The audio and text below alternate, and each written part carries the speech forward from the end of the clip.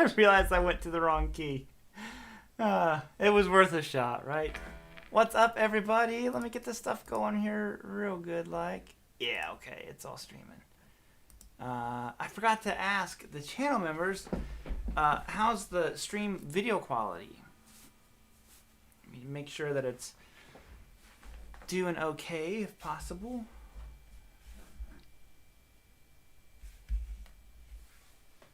Good Sunday afternoon from Australia. Look at you. The newly name changed Lando 27 Music. There he is. Yeah, there's a little bit of a delay. This video makes me appreciate the guitar more already. Man, just, you know what's funny is I hadn't been playing Les Pauls. I've been like on a super big Strat kick. And I forget what made me even play the Les Paul the other day. I think it was I was writing a riff. I was doing a riff that was kind of like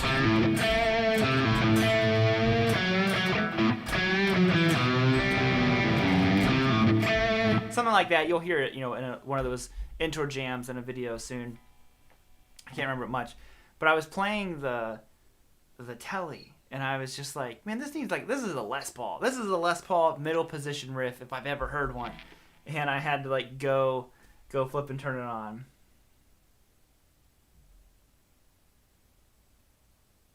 YouTube, turn on the delay pedal.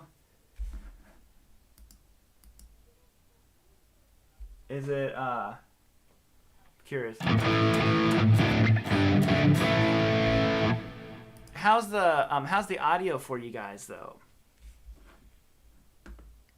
What's up, everybody? It's probably doing the doubling thing. I was going to try to have headphones plugged in so I could turn the speakers completely off. And my headphones didn't work the way I wanted them to.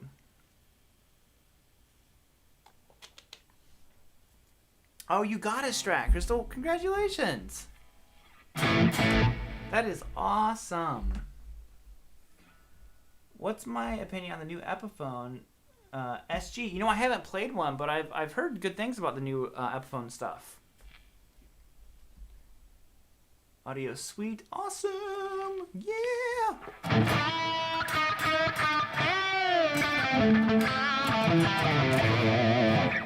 Shred? I don't know if I can shred tonight, if I'm being honest. I was just telling the channel members that until 11:30, I had not touched a guitar today. I hadn't played a note. And, hey, Steve from Boston. And so my hands feel super, super stiff. And I didn't actually get to play much during the pre-show because I just ended up, blabbing about stuff that we were talking about. And I was like, oh yeah, I forgot to warm up. Best guitar under 1,000. Probably a used Mexi Strat.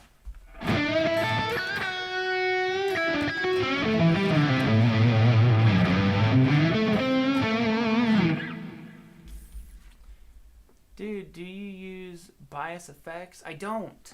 I believe Steve from Boston, you have what's that? What's the positive grid amp?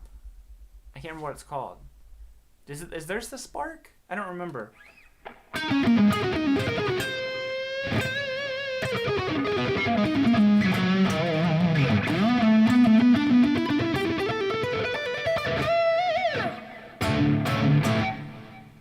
But yeah, I'm using the Axe Effects.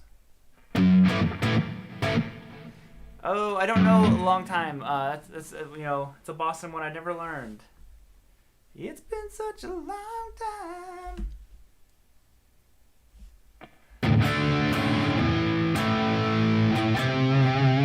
Same thing today. Didn't play at all until the live show started. Yeah, dude, it's brutal. I can feel how stiff my hands feel right now. So there might not be any shredding, because what happens, and Steve can probably agree to this. Even if you warm up for a live stream, there's so many breaks where you talk for 4 or 5 minutes. It's like your hands start to cool down, and then before you know it, you're not warmed up anymore.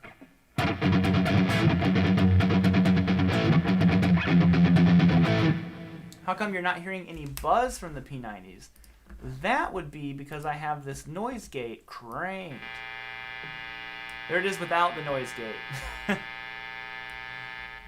So, to avoid that wonderful sound, I have that turned up.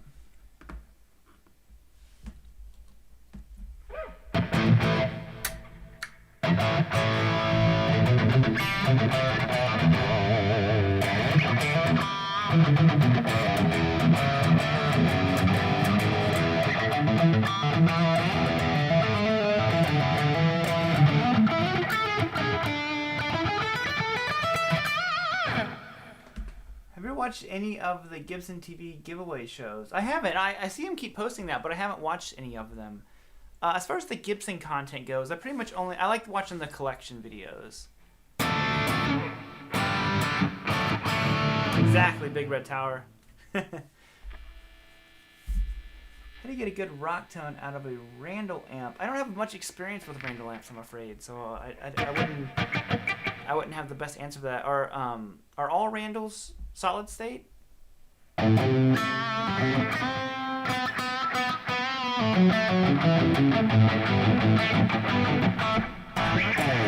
Play some Zeppelin.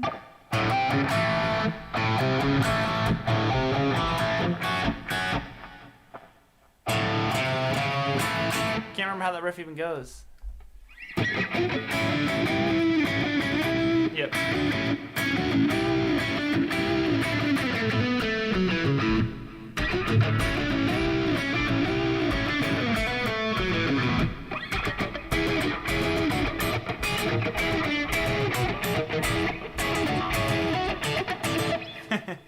Again, I don't remember how that one goes either. I need to practice up on this stuff.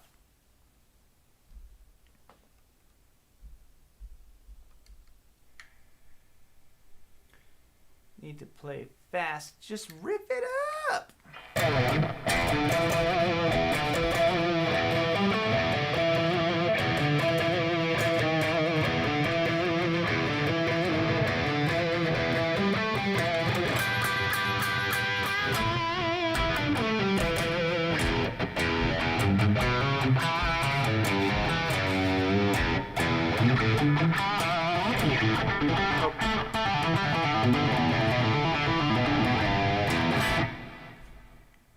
Watch your video on your amps. What do you use to play cranked but not loud? I use my 2 notes. So hold on a second here. I lost my picture. Oh, you can't see it.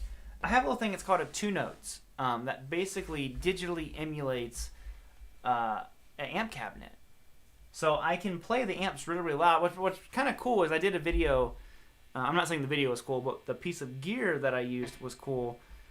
I used my 2 notes, and I actually had all of my amps on 10 in the video.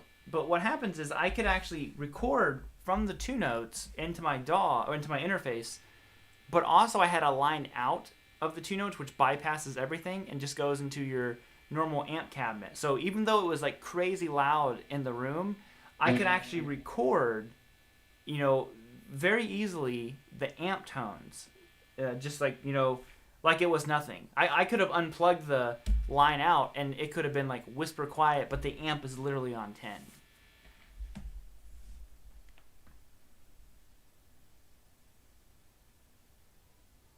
What do you think about comparison guitars? I don't know if have I played one of those? I think I've played one before. They're very nice. I know the guitars. I know they're extremely high quality guitars. KB Barbecue. Whoa, whoa, whoa, whoa, whoa, whoa, whoa.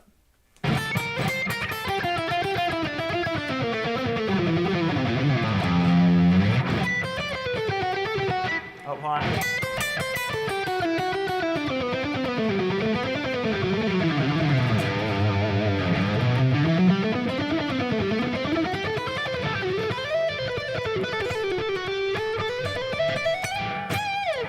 I'm fighting to get the fingers working.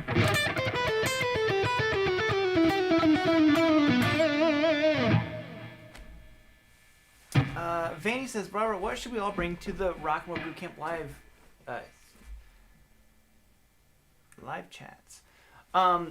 Just your guitar. If you, like I said, you should have. Okay, let me just start this over again. Anyone who hasn't and you're interested in it, the Rock and Roll Bootcamp is available this week. Sorry, like random plug. But what we're doing is we're doing a live clinic, and you guys all know if you're enrolled, there's a little tab. It has the date, all that kind of stuff in there. Really, all that you need to bring is your guitar. I will have, prepared examples of stuff that I want to teach, and then of course you guys can ask questions at the end of each section, and we'll go over that. But I'll have tabs for everything, so you don't need to tab it out yourself. I'm gonna have a backing track prepared for you guys as a new little addition to it, and just like I said, and you can watch it back whenever you want to, and it'll be just like this, except I'll have another camera here that I can switch back and forth. It'll be this camera, but I don't have it set up right now.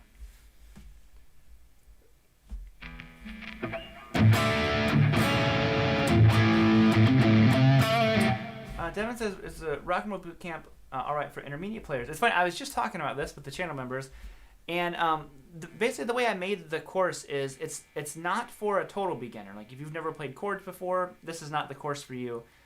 It's a person who already has some chords under their fingers going all the way up into an intermediate player. So I've had a lot of intermediate players purchase it, saying that they just bought it to like support the channel, which I really appreciate. And then they're like, and actually ended up getting a lot out of it, So I think there is stuff there for intermediate players as maybe like refreshers or just kind of like maybe a different look at some of those fundamental things. So, and you can see someone just posted a comment on the video I posted today that I think pretty much answers your question. So if you want like a total non-biased response to that, go look at today's video and read it's like one of the most recent comments on there. And I think it answers your question perfectly. And it's from someone who's not me. How did the online lessons go? Did they happen? Was it a full 30 peeps? The online stuff, no. The online stuff took a very long time. I started doing the online stuff just because... I talked about it in the video I posted a little bit ago. But basically what kind of happened was I was wanting to venture out past just our local kind of market, I guess if you want to look at it from like a business perspective, and I tried to actually I mentioned it to the store and other teachers who I was teaching with in person. I was like, oh, this like Skype thing is like, but this was years and years ago, probably 9 years ago or something like that, 9-10 years ago.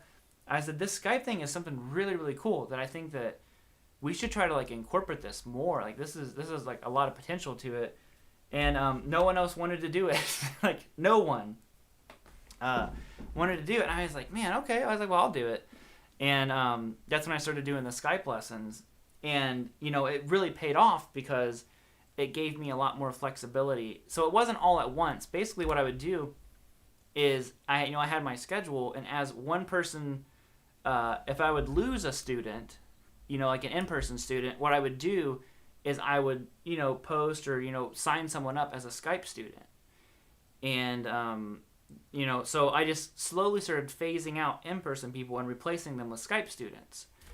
And after so long, then I eventually I had more Skype students than in-person, and it just kept going and kept going and kept going. And then eventually I just phased out in-person and went full Skype.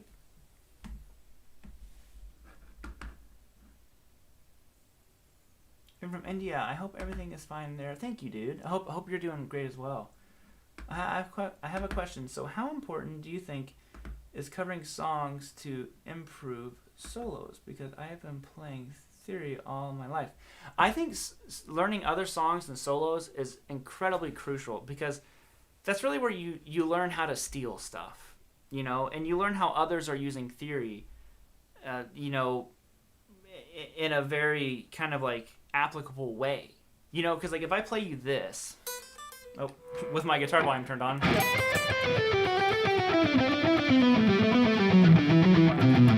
it just kind of sounds like a scale.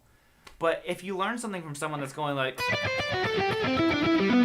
even though it's not drastically that different, it sounds more musical, and you're like, oh, that's a really cool way of using that, you know, and then you kind of steal it, and you're like, okay, well, what if I do this with it? You know, you kind of, you know, you use your theory and you steal their idea and you morph it into your own. So I think it's really, really crucial. These are not the stock P90s. So something that's kind of interesting about this particular Goldtop, a lot of people ask me about it. This one's an 89, and what happened in 89 is they came out with something, I don't know if it was exactly an 89, but the 89 Goldtops came with something called P100s. So they were actually noiseless P90s, and it's like a 50-50 love-hate relationship I've heard with people. So I still have the original pickups, but this guitar came with 2 Duncan Antiquities in it. And I really did not like the Antiquity bridge pickup. I don't know if there was something wrong with it or what it was, but it didn't match well with the neck.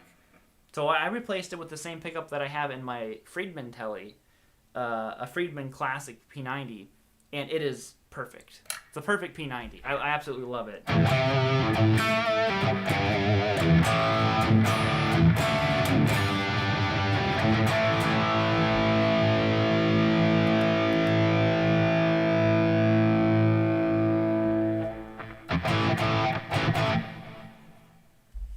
Yeah, no spamming or promo in the chat. I'm sorry. That guitar, you have to play some Boston. I know, right? I'm trying to think of a good Boston one.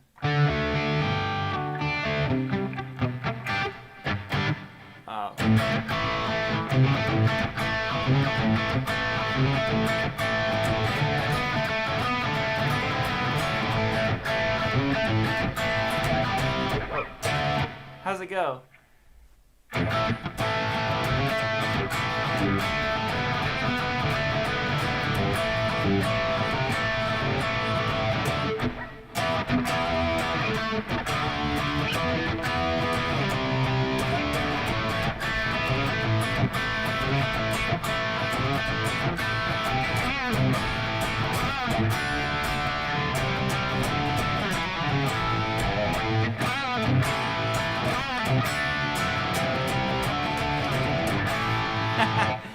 I don't remember that one that well. I need to like refresh my memory on all this. Hold on 1 second. Let me move this out of the way.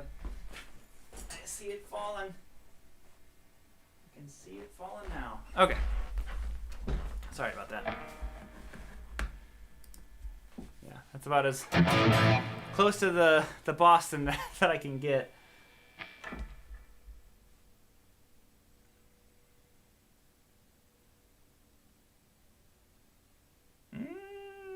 Just wondering if they. Boston. Sorry, I thought I missed some stuff. Is that an E chord? Well, it's all based out of A. It's like an A shuffle, you know. And it goes down to D.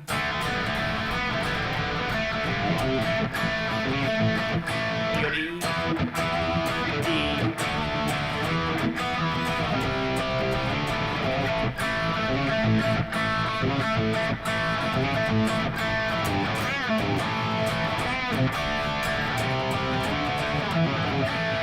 You know, just killer. Tom is a beast of a player. Opinion on Vox amps. Actually, I really want a Vox amp, you know. What happened, I almost got a Vox amp. What happened was I was actually going to finally buy a Gretsch guitar, and my buddy Michael Nilsson actually talked me out of it. You know, a very rare occurrence when, you know, one of your guitar friends talks you out of a guitar. So I ended up not getting it, and my wife was like, well, what, you should get like a new amp or something. Just, you know, what's an amp that you don't have?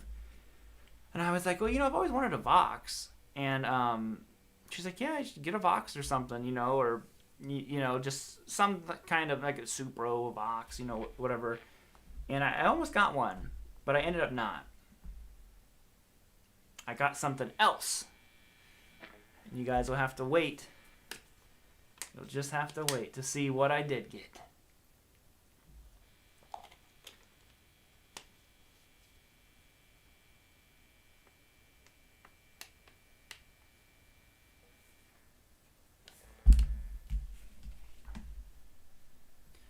Never heard me play Hendrix? I played Hendrix before. I have totally... You know, Hendrix is a tough one. I talk about this pretty often every time someone asks me to play Hendrix. Because their music, like, his music is so heavily guarded. You out of here, Landon? Later, buddy.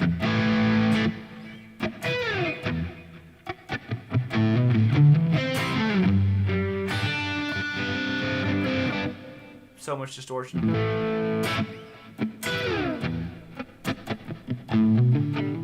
Nope.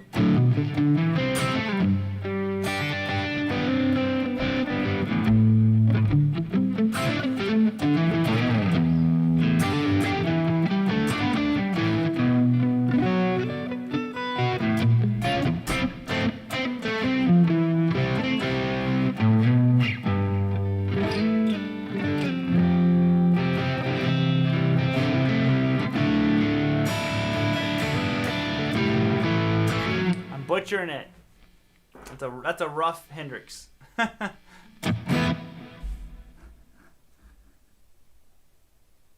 Steve, you do know. You do know.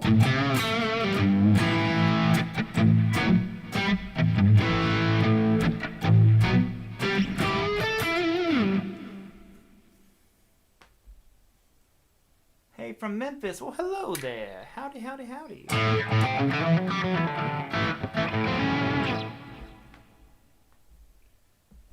Yeah, Steve, if you saw my Facebook post, then you did know.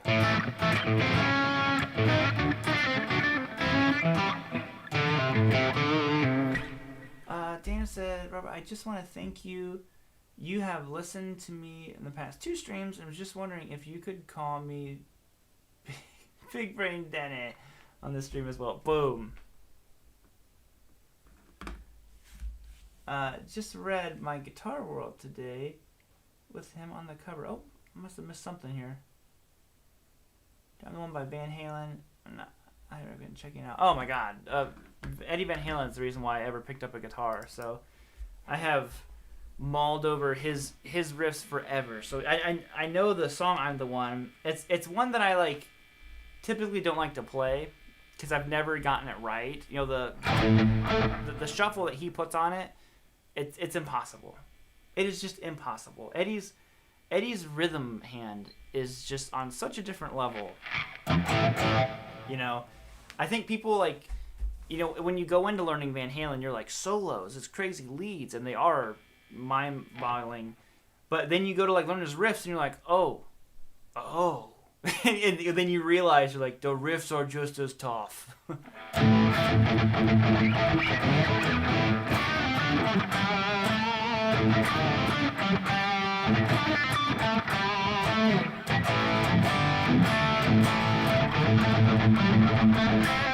Yeah, I play it so straight, I can't get it that shuffle.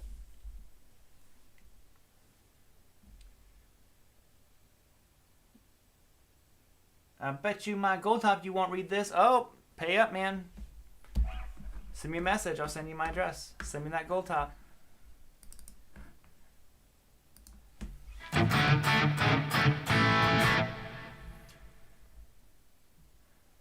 You need a Wolfgang. I've never really liked the Wolfgang guitars, if I'm being honest.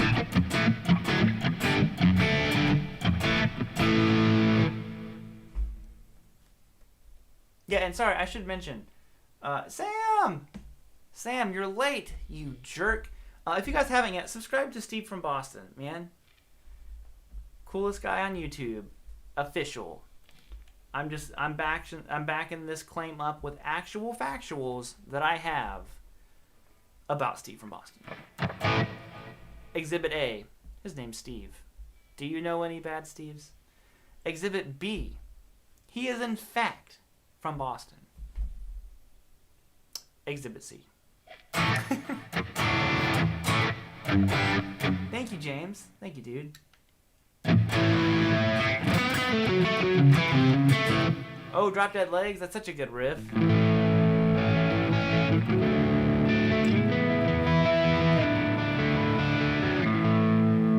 I don't know how to play it. At least not right.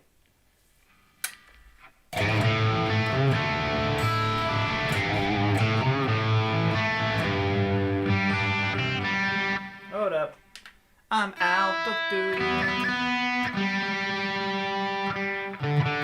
Classic Les Paul. G's out of tune. Now, where was I?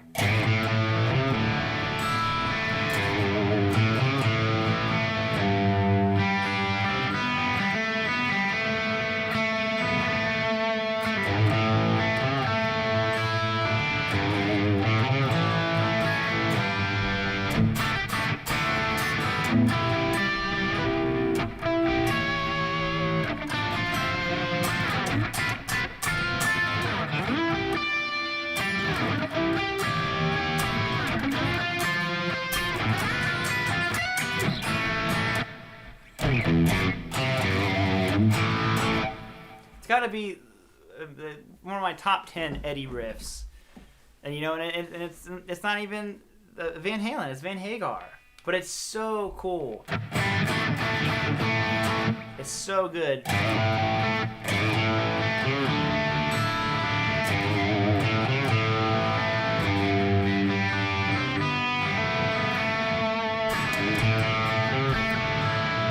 Ah, man, it's so. And then he's like, you know, hold up, I got an even cooler one.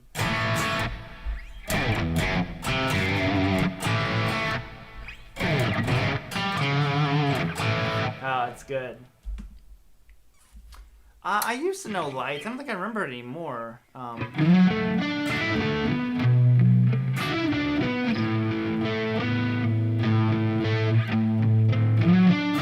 How's it go? I don't remember. I don't remember it. I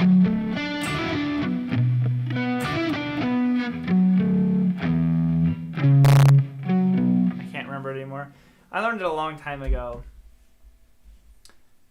Who do I prefer, Hagar or Roth? You know, I like both a lot. I certainly know a lot more Roth era riffage, but I just like Sammy. You know, I also really love Sammy.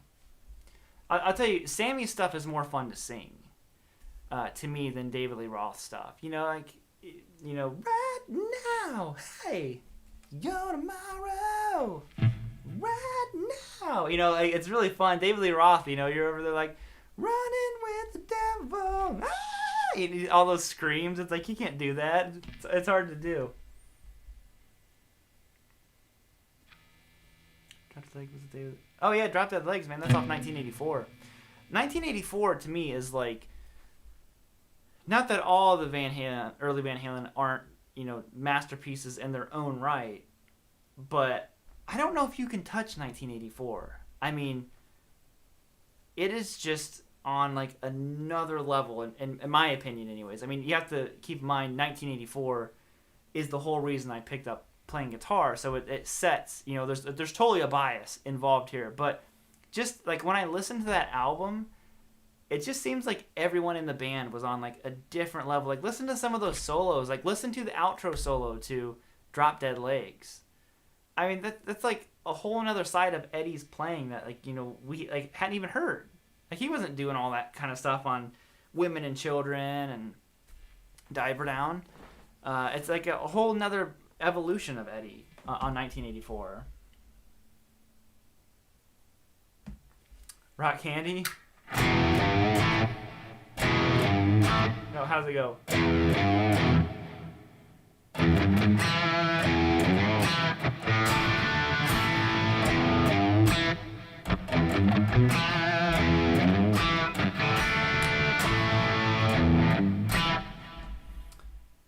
Robert, everyone, I hope you're... Hey, Scott, dude, I hope you're staying safe, man.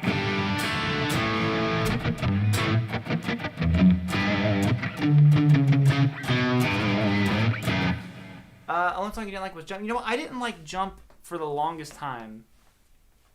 I learned the solo at one point. Nope. I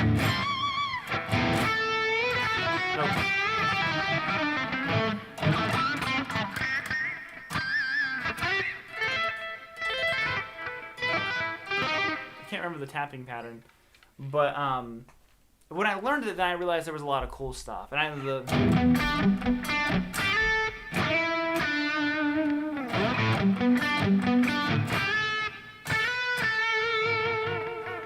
oh, you might as well jump.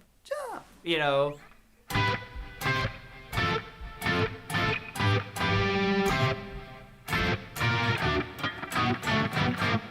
And so on.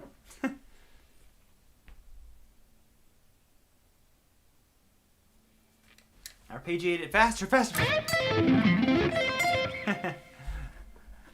Yeah, killer solo.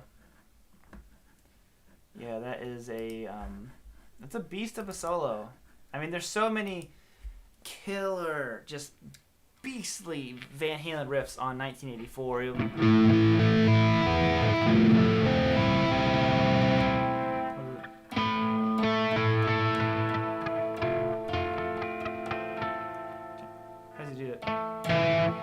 Can't get the tap. I have too much distortion now. I should have left the distortion down.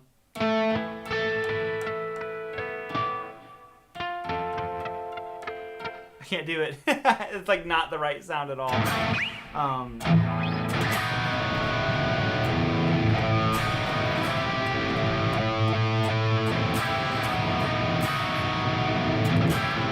Here's what this riff is.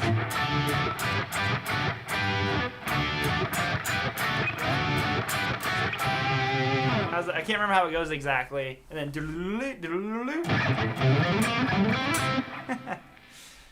classic Eddie.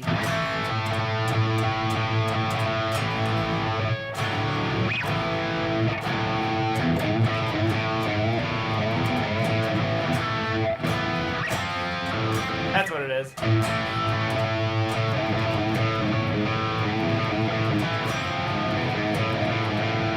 Something along those lines. I haven't played Girl Gone Bad in a long time either. Tapping, yeah, I used to know like tapping, some tapping stuff. Not with this sound is not meant for that like Eddie tapping at all.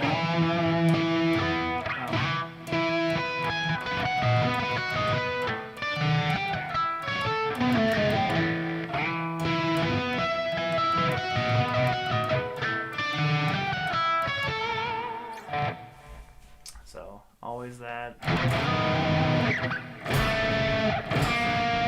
How's it do it? Wow.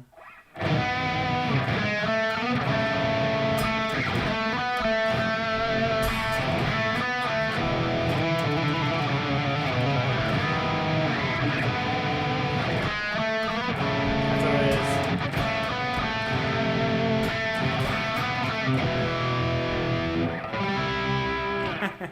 Girl, you're breaking my heart.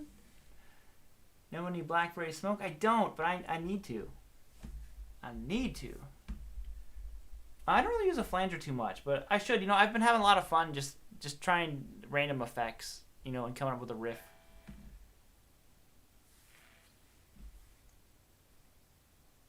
Cliffs of Dover, that part. Oh, you mean this part?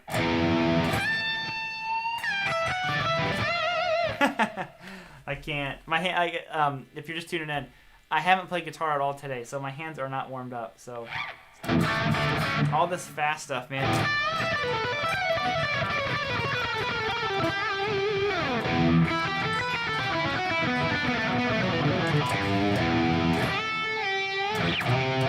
Oh.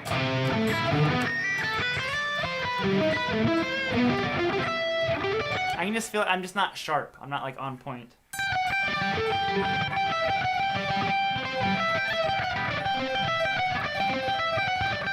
Yeah, I'm not gonna get it.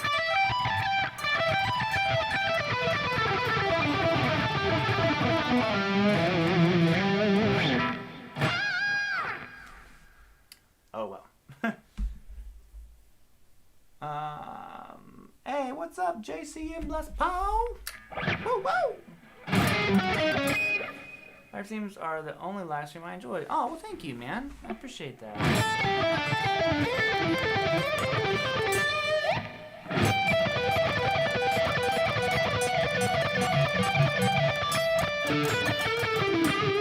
Cliffs of Dover? Yeah, my version of Cliffs of Dover is the Cliffs of Nover.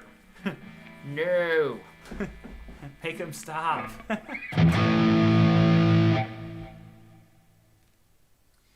FC said, "Oh, Rob, forgot to ask. The discount will last all week. I think I'm gonna try it." Oh, cool, man. Yeah, the discount will end on next Sunday. I'll make an announcement video when it ends and all that kind of stuff. So you got plenty of time, dude. Plenty of time. Think it over, and see if it's anything you want to try.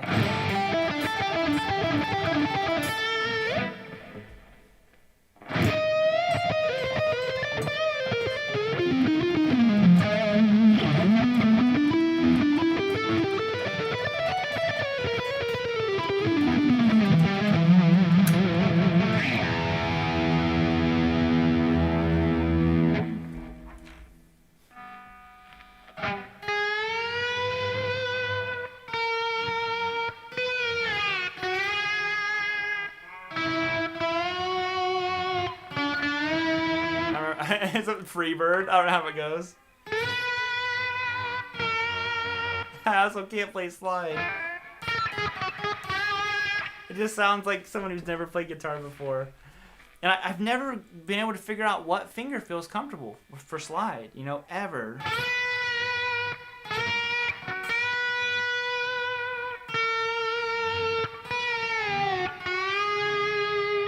It's just like I can't do it.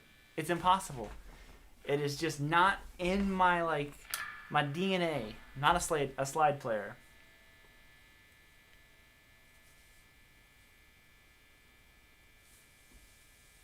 Lack of communication, lack of.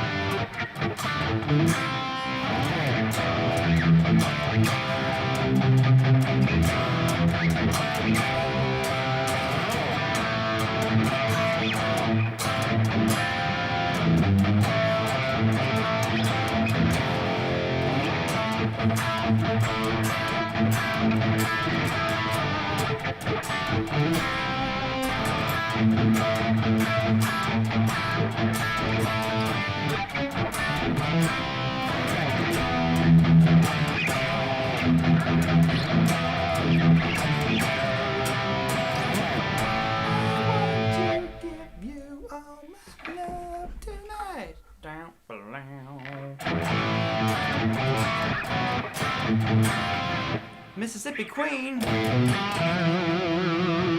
Oh, thank you, Big Red Tower, for posting that.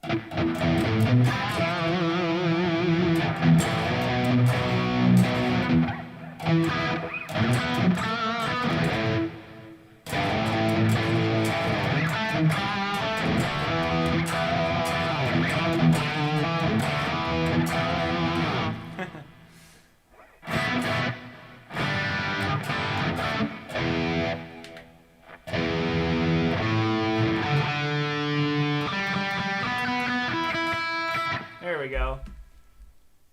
Listen to some Dirty Honey. Oh yeah, dude, I love Dirty Honey. I featured a couple of their riffs on the 10 riffs that'll make you want to grab your guitar. People recommended them. That's how I heard about them for the first time. I was like, dude, these riffs are sick.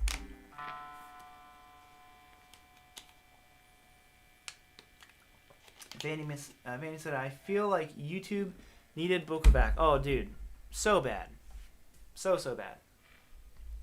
Yes, we needed Tom something fierce. Because like I said, I found out about Tom years ago because Tom's from Ohio. He's from Cleveland.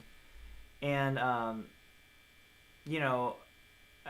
started following him a long time ago. But what happened was there's just not much, footage of him out there. You can hear Tom on, every record ever. But there's not much out there of just him. Not like there is all these other guys. And whenever I saw it pop up that he posted it was Tom Bukovac Corona lessons, I was like, what is this? And I started watching it. I'm like, whoa, this is awesome. And then he kept posting them So I said it last stream, but I'll say it this stream as well. If you have not subscribed to Tom's channel, I can't remember what it's called. It's like 501 Chorus Phase or something. But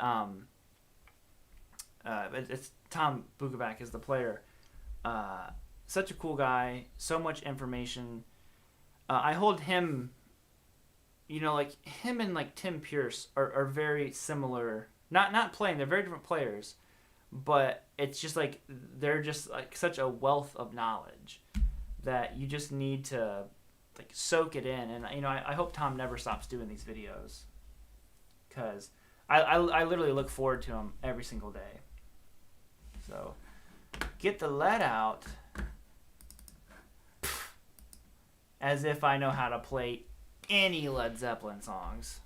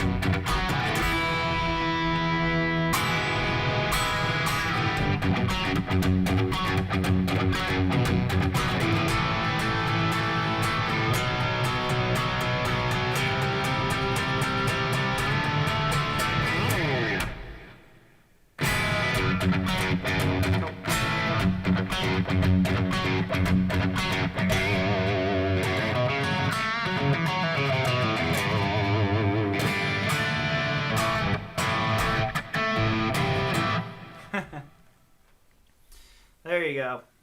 Some Zeppelin. How can a human be so awesome? Dude, I'm going to go ahead and assume you're talking about Tom. I don't know. You don't know how he's so awesome. He's just got a very like calming presence to him. I've never met Tom, and I would love to meet, a fellow Ohio guy. But he sure seems like a cool dude, and you could learn a lot from him, that's for sure. Ah, my eyes. Those pickups in a Fender? I'm not sure what your question is. I'm sorry. Even what's up, Medallion King 6? Favorite crew riff?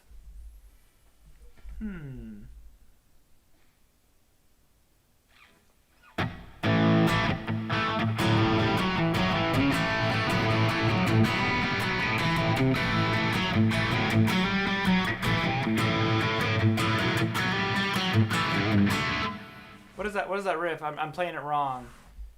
Oh man, I'm forgetting the name of the riff. Yeah,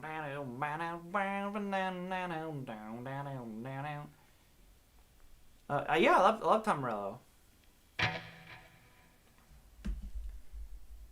How is quarantine going for you and Randy Rhodes? Quarantine's been really, really good. As good as it can be. I think we're getting a little bit antsy to get out and, we do miss going out and just kind of doing stuff. But for the most part, we're all like, real homebodies, and we pretty much just stay home anyways. But we do miss things like, going to the movies and going out to eat and, just going to the grocery store. But this is week 6 for us, I think. That we haven't been to the grocery store or anything in 6 weeks. First gig I ever played. How old would I have been? Been like 15 or 16. I was in a student band, and we got to play a gig at a music store. So I remember I did Crazy Train. I did the solo for Crazy Train, and I think Enter Sandman. And we did Rocket in the Free World. Those were my solos. You missed Guitar Center. How about you? Yeah, it's I'm worried, what's gonna happen when all this is, kind of when the dust clears. Custard pie.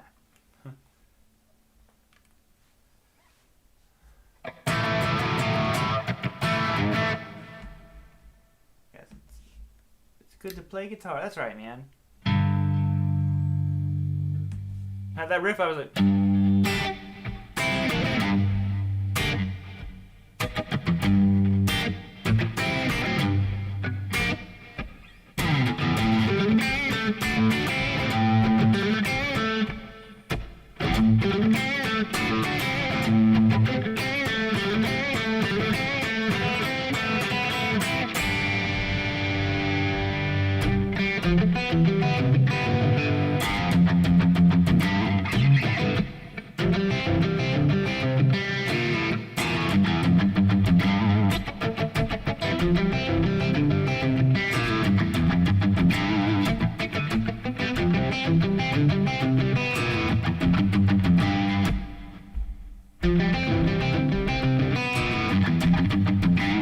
Such a good riff.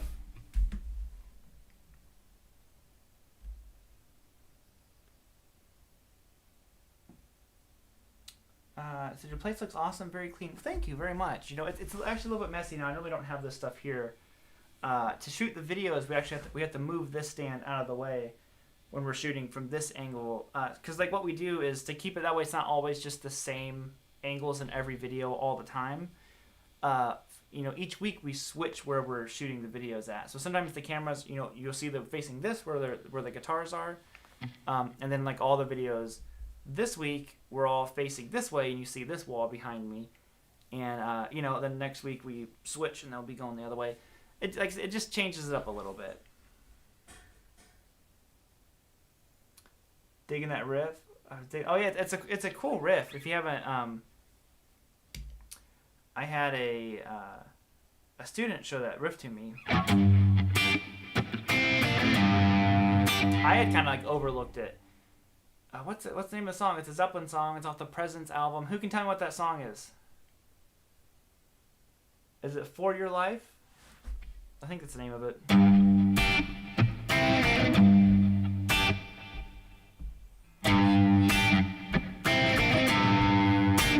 Then it goes to.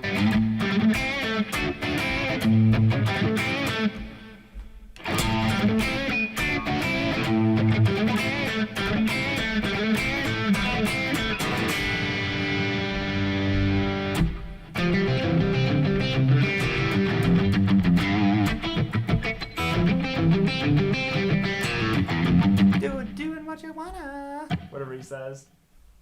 That is a string swing stand. I like these stands a lot. What's nice is, for one, they hold 6 guitars, and a lot the other ones I had only held 5. And the string swing ones are super, super, super nice. I put them together, and that's what I have in here now. I have the old ones back there still. You can't really see them because my chair's here, but. Favorite Guns N' Roses riff? Ooh, I'm not sure, to be honest. Favorite Guns N' Roses riff?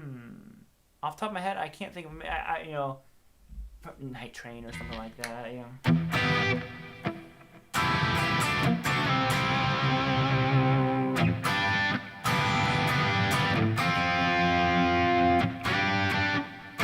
How's it go?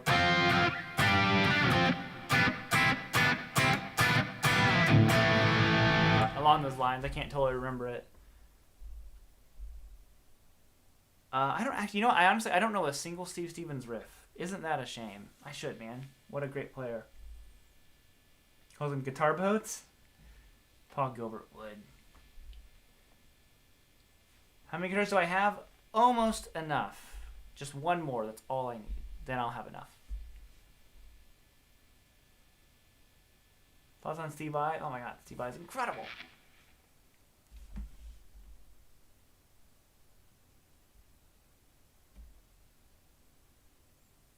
How do I deal with this sound dampening? I don't have it that loud, to be honest. The reason why it sounds probably so loud to you guys is you're getting some of the mic, which I have a mic here, but also you're hearing direct audio. So I do this in each stream, but I'll show you. Like, I can turn the mic off, and then you'll hear direct audio. So it sounds really big and full for you, but it's actually really not that loud in here. So check it out. Here it is without the mic.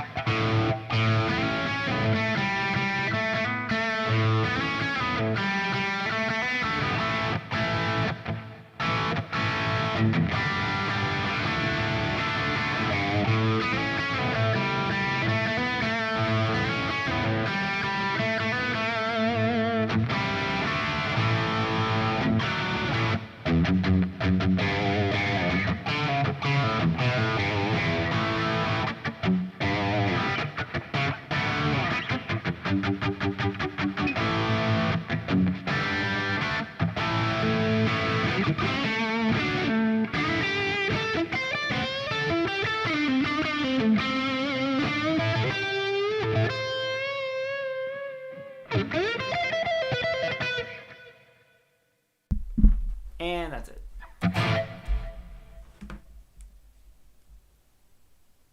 I don't know the 70s show theme. I only know that because I had a student one time years ago who wanted to learn that.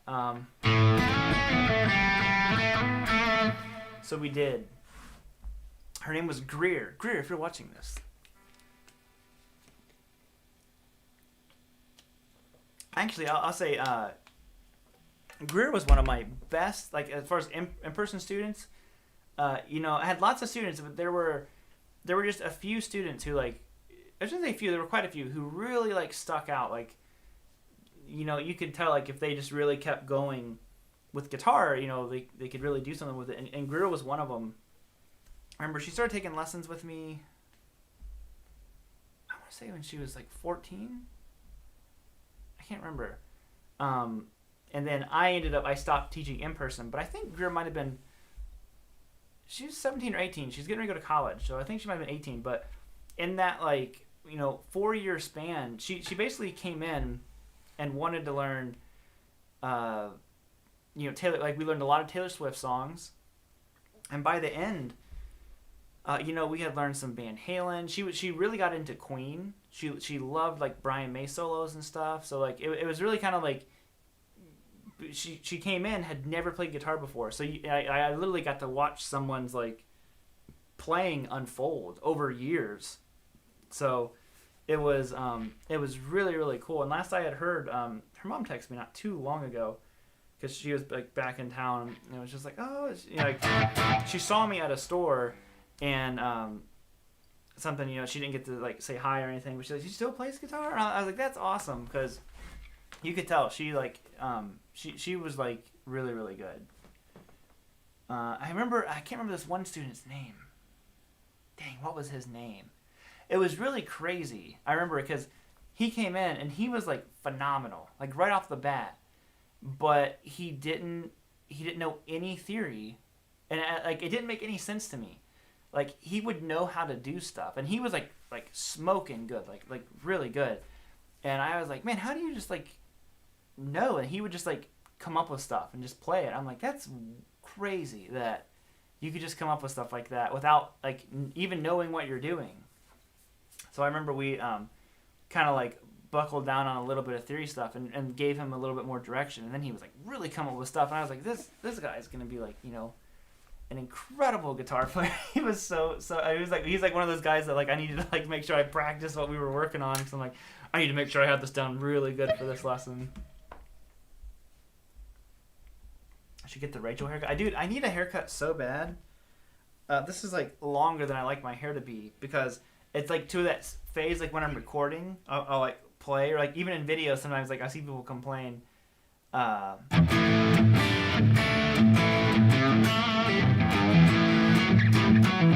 like my hair will cover the strings. Because this is definitely longer than what I like it, but I can't go nowhere to get my hair cut.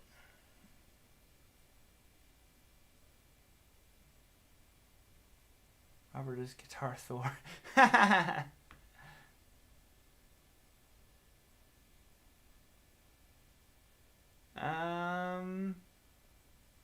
My text, so I see an ungrade a bunch. I'm not sure what that means. Hey Robert, do you know the brand Edwards? And if so, are they good? You know what's funny? I do know the brand only because I played one. I remember where I played one. I played like an Edwards, like a Les Paul. I think I don't know if that's all they make, but it was like a Les Paul style guitar, and it was really really good. Like it was a very very good guitar. Do I have any tips for people who would like to start teaching? Yeah, I mean, it just depends on like what level of teacher you want to be. I encourage you to learn as much as you can.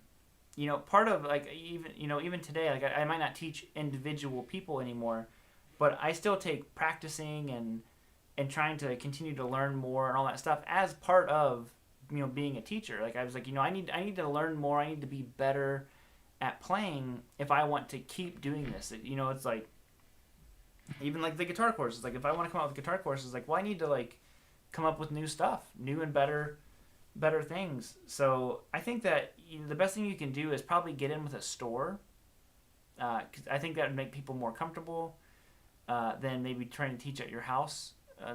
Initially I started like teaching out of our garage at our other house we used to live in years ago, but I eventually went to a store and taught there for like 5 or 6 years, and then left and started my own place. And then when we moved and went here, I couldn't take the building with us because it's just there's nowhere to put it where we live now. So I had to leave the building there, unfortunately. And yeah, and like I said, but it all kind of like it really picked up more when I was in a store, because you have to think there's so much more foot traffic in a store.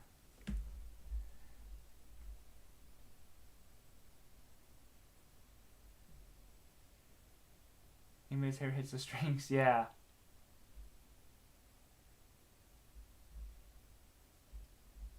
Put it in a ponytail. I do sometimes. Need some Manscaped right now. Dollar Shave Club. Wait, what does it say?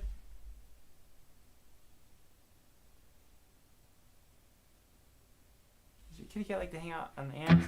No, I don't. I don't let them in here anymore. Animals get too reckless.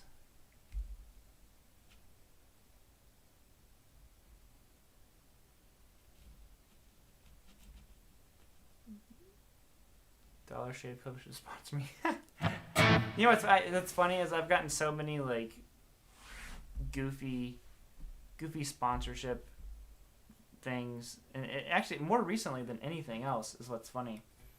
But it's kind of like what I said in the guitar course video. I was like, I really don't venture into that stuff. There's nothing wrong with it, I see other like YouTube guys do it, and I'm like, dude, good for them. I mean, that's great opportunities to do that. And like many of them, like Trogley made a perfect point, because I forget who sponsored one of his videos, and Austin just said, it was something that wasn't guitar related, but he was like, but they were gonna pay me, and they paid him to sponsor like a small section of his video, and he took that money and bought like a camera slider or something, whatever it was. I can't remember it now off the top of my head, but I was like, dude, that's a great point. Like like he took the sponsorship, put the money right back into the channel, and is doing other stuff with it now. So, but I don't get into the sponsor stuff too much. It just depends on like who it is. Like if it's a company I've used for a long time, like I did one with Bandzoogle, which is what my other website is hosted off of. They approached me about it. I'm like, oh, I'm cool with that, because I've literally been paying to use your website for 3 years before we ever did anything.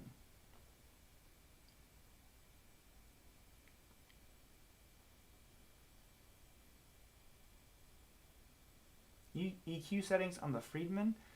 I don't know what they are right now. Let's see. Yeah, I can't read them all from here. It's a little bit too far away. 3 songs I wish I had written.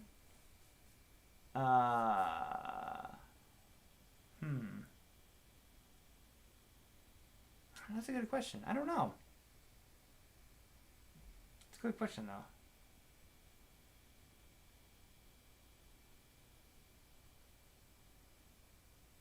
Would you play one of my Gibsons on your show? Sure. You know, that's the nice thing is, you know, I have no obligation to play anything. I just play whatever I want. Send it to you. I'll tell you what the settings for. Glasses. Oh, dude, I totally need glasses. I don't have any, but I need them. Dilemma: is playing guitar or playing video games or watch YouTube? That is the dilemma. You know, I don't really watch TV or anything like that, and I don't really play video games. Like I play video games with my son. He just got. It's, oh my god, this is like such a headache. He got a PS4, and he got like one of those like virtual reality headset things.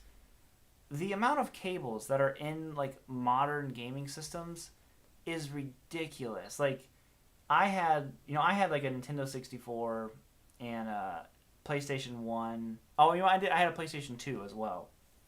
But that was literally like you had a cable that went to the TV and a power cable. Like that was it. And you plugged your controller in and you were done. I had to have a manual. They're like, first you're going to take HDMI 1, go from your TV into the, like, you know, this outer tower. Oh, you gotta get out of here? Oh, we got sponsors. Are the worst I've heard. Yeah, I had, what was that game going around? Oh, they wanted to sponsor a video of mine. I can't remember what it was called. Shadow Legends or something. I was like, it doesn't make sense because I don't play video games, so it would just seem strange for me to have that on here. But anyways, this like gaming system, you should see our TV downstairs. There's like 10 wires going all over the place. I go, this is crazy. Like all this stuff, and it took an hour to set up. Like you have to go through all these prompts. Like, how do you want your settings? Like, who can see you online? I'm like, God, when I played video games as a kid, for one, there was no online, so you just put a game in and played it. Like, setup took like 5 minutes, and you were playing the game. This is like I had to take a break, go have lunch, take a nap, and then I came back and finished setting it up. So walk this way.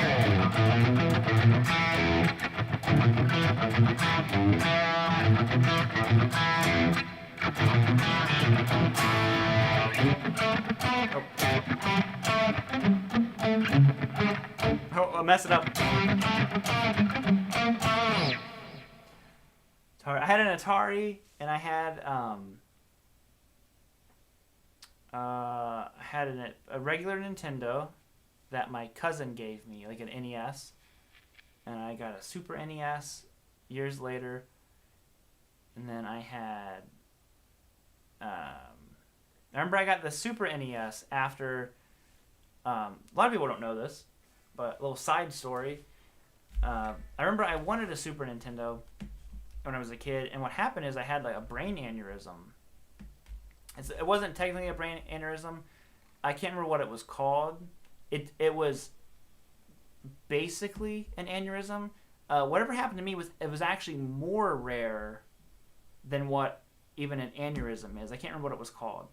But anyways, I remember I was at the babysitter's house, blacked out in the barn, and apparently I was like life flighted from here all the way to Akron Children's Hospital, and I was up there I think for 2 months. I just remember certain things. Like I remember waking up, and they had to like shave my head, And I just remember waking up. I remember like the tubes being like down my nose, but they had like strapped me down because I was trying to like pull the tubes out and all that kind of stuff. And it's just, like I said, I just remember like bits and pieces of it. But anyways, I was in there for 2 months, got out of the hospital, boom, got my Super Nintendo, and I was playing Donkey Kong. That's what mattered. Oh, Vandy Man, no, dude, I really appreciate it. Thank you so much. I really do appreciate that, man.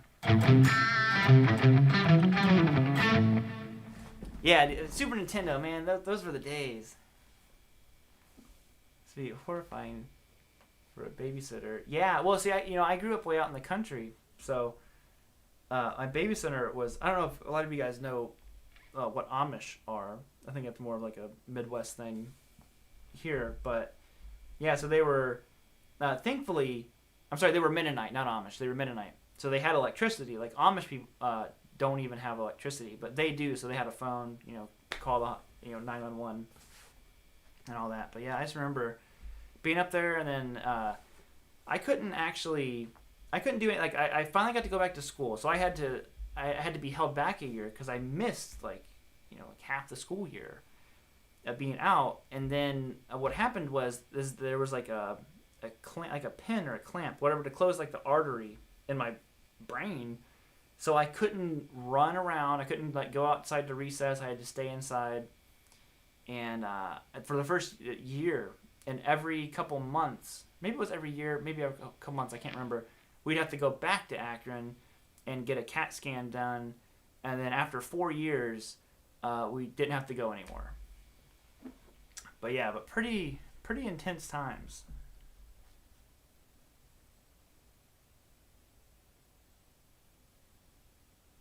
So I never had a Sega. My friend did. He had a Sega Genesis, and man, I loved playing it because it was funny because he had the Sega, but then I had Nintendo. Yeah, and I had a PlayStation 1.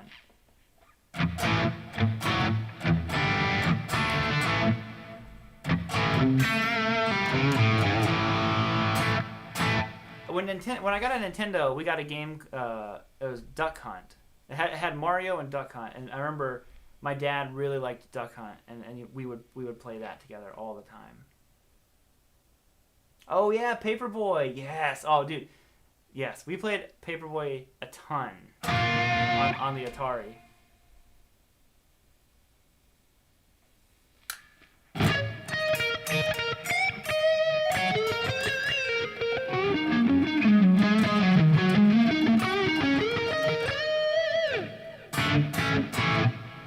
Yeah, I love the old NES cartridges, like the huge cartridges. They were fun to have, man. Yeah, we had that. We had Frostbite and Frogger, and back in the Atari days.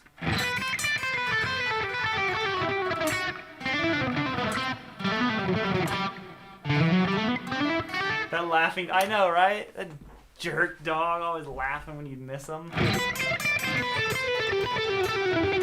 Yeah, Pitfall.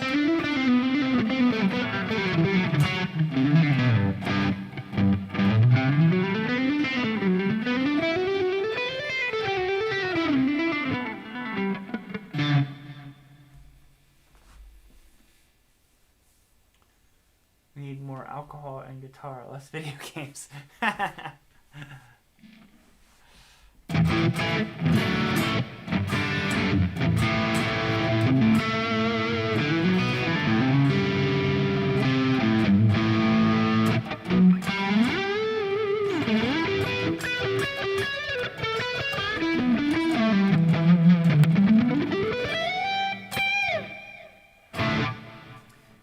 Used to get dirty, had to clean, then get the game to work. I know, I don't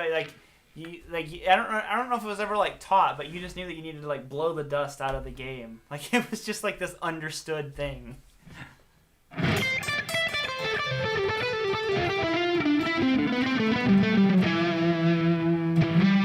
Feel inspired to play? Dude, grab your guitar, Ian. Here, I'll play you some rhythm. Key of D.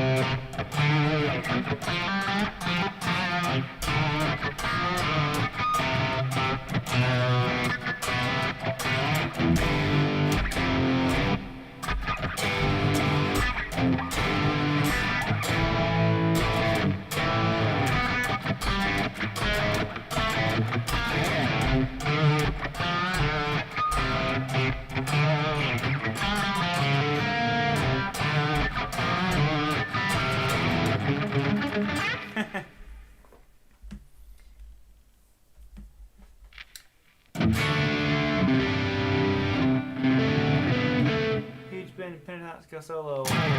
Huge Ben Pentatonics.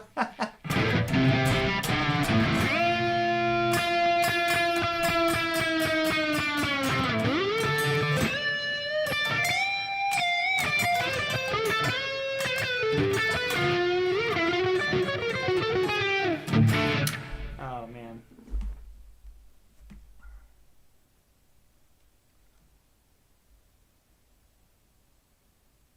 How often do I plug into one of those amps behind me? Pretty often, you know. I play them every chance I get. The issue with the amps, for some reason, I like to have them louder. And I mean, do you guys want to hear the amps? What time is it? It's 1:17 a.m. Let me know if you guys want me to quit being lazy and plug the amps in. And we'll see if we can get them to work on here.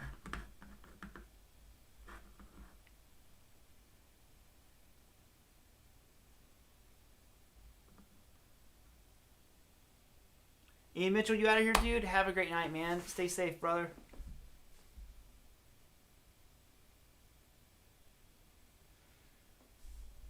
Nicole, are you the only girl here? I don't know. We're all guitarists. That's what matters. Alright, I got a maybe. I got a yeah. I got a yeah. I got a yes. Marshall. The Marshall's not hooked up, so that can't happen. Yes. Don't leave, Nicole. Amps. Plug one in. Warm up them tubes. Alright. Alright, you guys asked for it. It might get loud and noisy because I don't have a gate over here. Let me find the cable for them. Where's this cable at? Is it right here? Here it is. Alright, give me a second.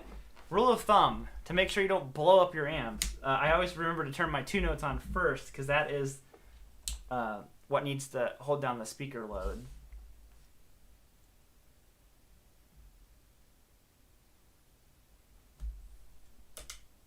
Okay. And I can switch guitars. I don't have to play only the Goldtop all night long. Can play whatever guitar you guys want. I know what I do need to do.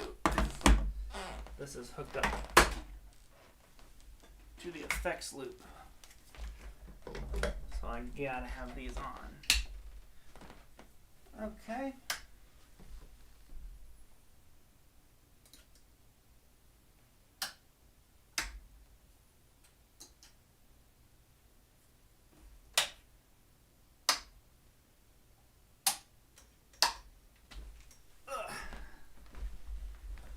So we'll let those guys get warmed up.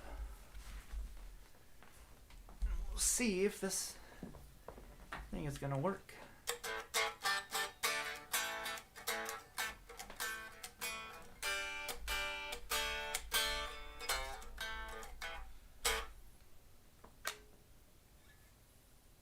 It is no longer Goldtop time. Goldtop time has now passed.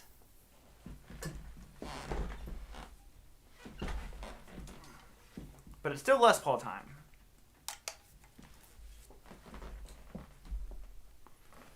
Okay. Moment of truth, if I did this right or not. Okay, grab the cam. Oh, George says, I've watched a ton of your videos and learned a lot from you. Thank you. Dude, George, thank you so much for the super chat, dude. Thank you very much. All right.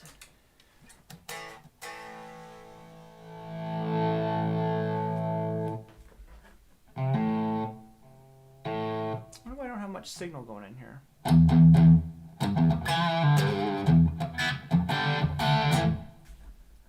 Oh, here, hold up.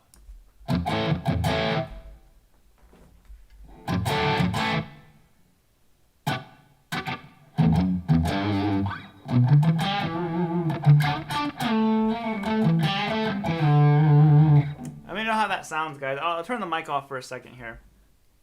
And let me know how that is volume-wise. There's my mic volume.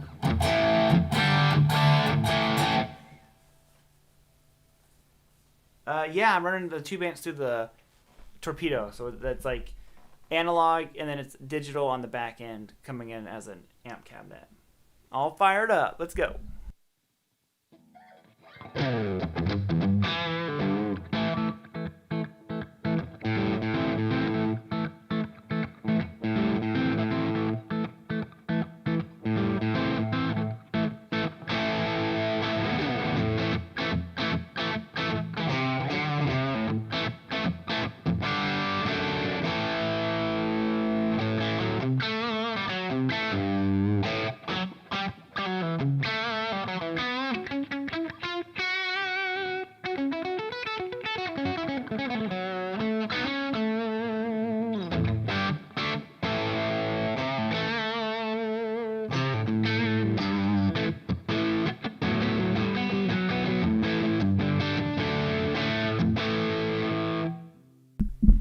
Right now I'm using the Friedman.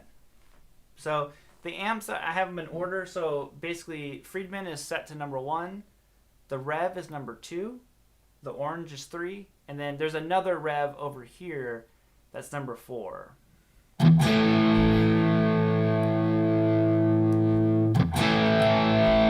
it up. I want to clip.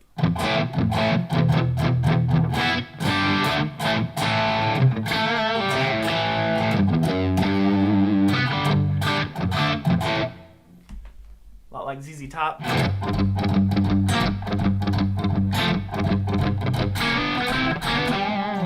So like that is, like I said, that's the Friedman. Then the Rev, I think the volumes aren't going to be matched. This is the Rev green channel. Oh, there goes my pick. And a new pick.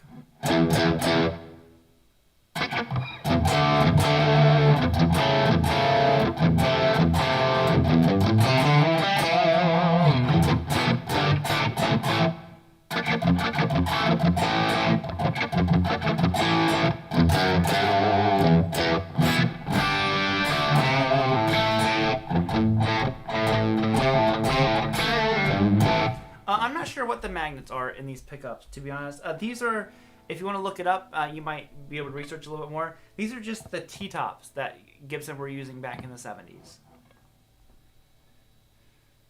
And you guys can let me know. I'll go to the next 2 amps, but you can let me know, do you guys want to hear the tones without the room mic on? Because I can turn that off too, and you'll get just the direct tone.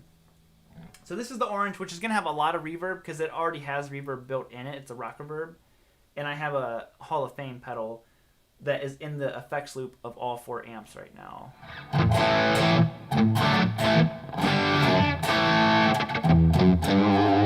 So then here's the orange, which the orange, you know, has really been surprising me. Like, I have really been digging the orange tone.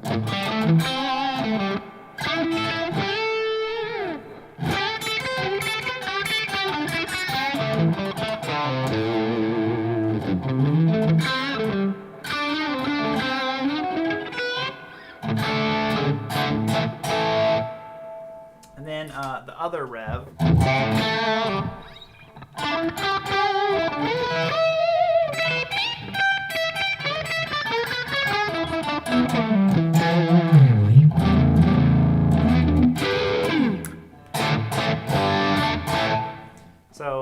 There's the Dynamis, which I love all of them, but I really love the Dynamis.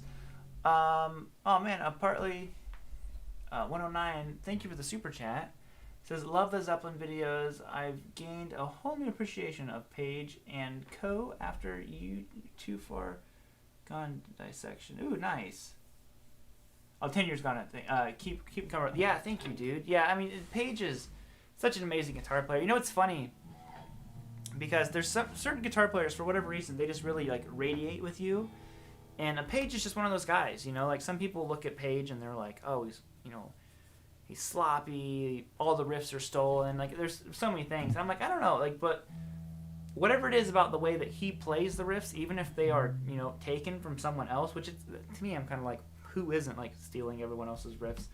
But anyways, I'm just like, I don't know, but Jimmy has this like swagger to his playing that I like, wish that I, to obtain one day. Can you hear the orange? Okay, yeah, the orange without the room mic, sure. So here's the orange.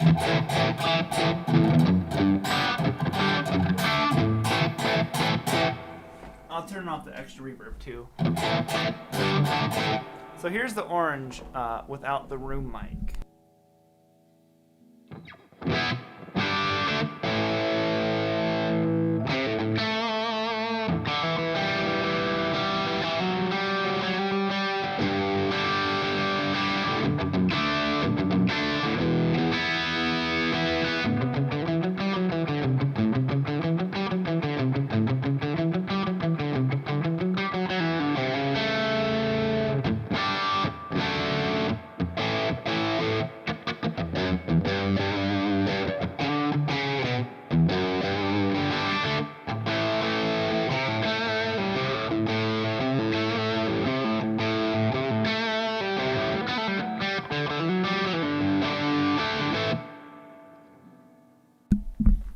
So there you go. I wanted to see.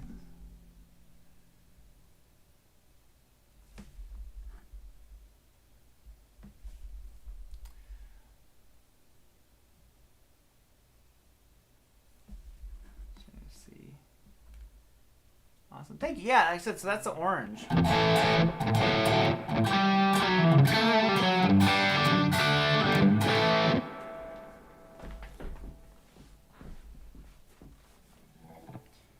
Would you please play the Telly with the Friedman and the orange? Sure. Oh, well, which Telly? Let me know. Do you want the just the normal like Fender Telly or the P90 Telly? You talk about playing melodically, Petrucci.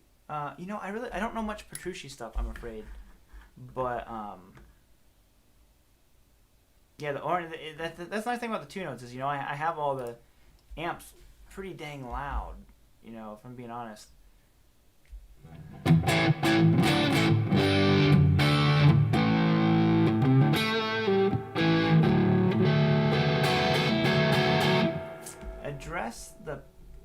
Address the pay for response comments, dude.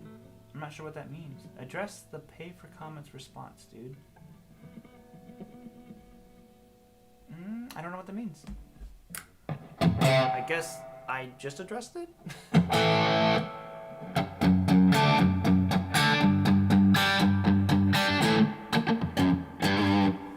The Rev looks beautiful versus the orange. Yeah, so let me know what Telly you wanted, FC. Fender Telly and thing. Okay, sure, yeah. Let me do that. So you wanted the Friedman and that one. Thoughts on the Boss. You know what? The Boss Katana is a really, really good amp. I had to play one for 2 days at NAMM this past year. And it was my first time like really, really playing one. I had to do it live. And I thought it held up really, really well, I did feel like as I turned it up, because I had to play kind of loud the one day because it wasn't mic'd, then I felt like the amp started to kind of like fade away a little bit. But overall, I was really impressed with it, especially whenever we mic'd it. Then I was like, okay, I don't have to have it so loud now. It did really well. Okay. It's okay if it's loud. Most people are off tomorrow, right? Yeah, it's Sunday, man. It's Sunday. Skip Sunday. That's during the pre-show thing. Here's the telly. We were doing the 335. Where's the plug at? The whole pay for comment response thing is weird to me. Well, you don't have to do it, man. You know what? I've never asked a single person to ever do it, and I never expect anyone to do it. It's not that it's not appreciated, because I'm not trying to belittle anyone doing it, but you know, like I said, I've never once ever. You can look in any live stream I've ever done. I've never asked anybody to do it.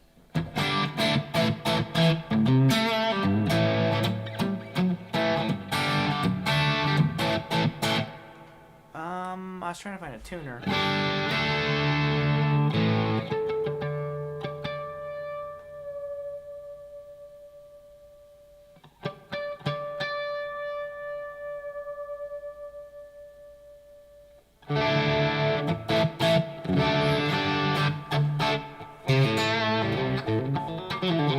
Okay, anyways, here's the Friedman, and I'll hit it with the pedal. So this is the Friedman and the Telly.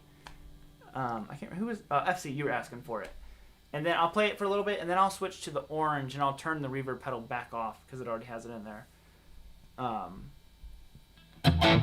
But anyways, here it is.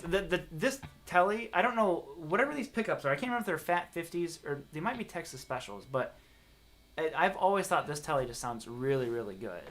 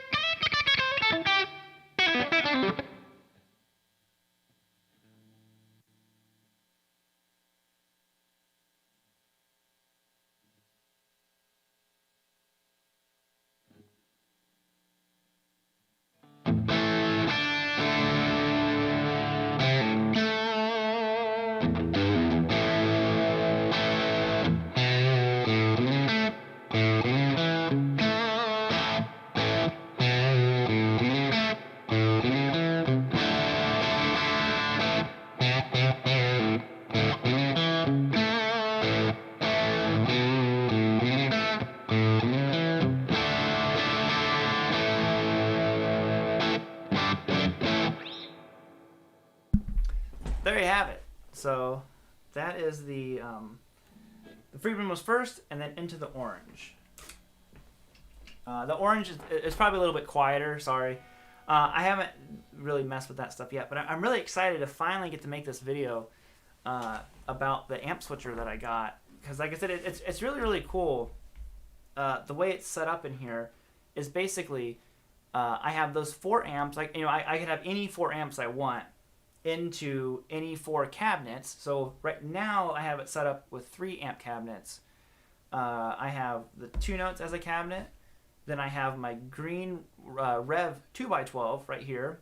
or I could go live and go over to the Friedman 2x12 over there. But I have all the effects loops of my amps all running into this amp switcher, and then it has a master effects loop. So I have the same reverb and delay pedal running into all 4 amps. So like if I wanted to have delay on, I don't know what the pedal is. It's a JHS one.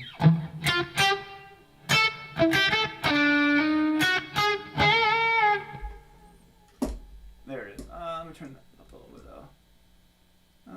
What's the one I want? Volume. Here we go.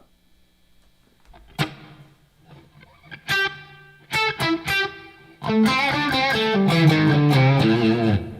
don't have a lot of repeats on it or anything, but I also don't have it on the table by me.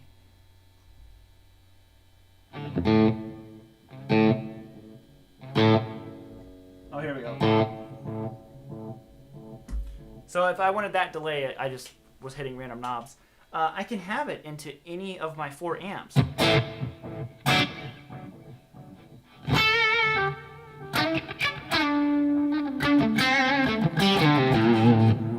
So like I could easily switch to the rev now, and my effects are all the same.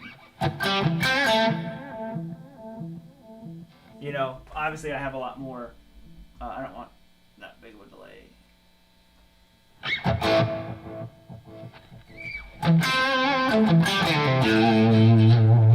So that's all going on.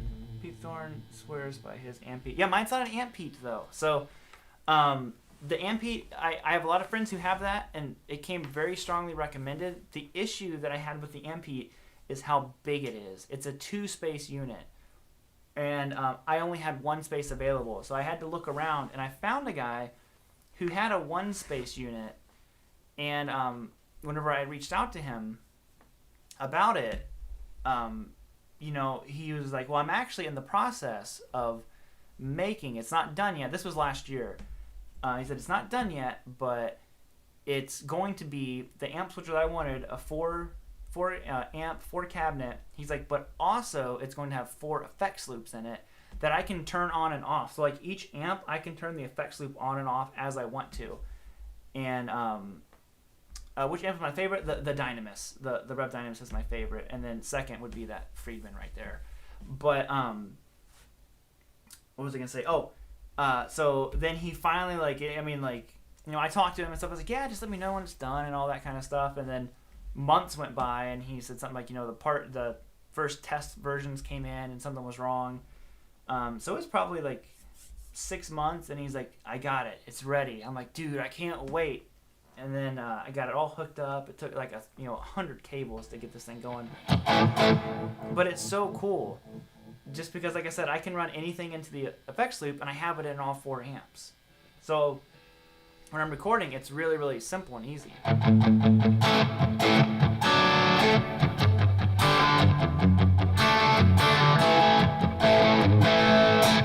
I was just talking earlier. It was to the channel members. A lot of people liked the intro jam that was on my Video Friday. The one that was kind of like, it was ZZ Top inspired, not quite the swing of ZZ Top. Greg, if you're watching this.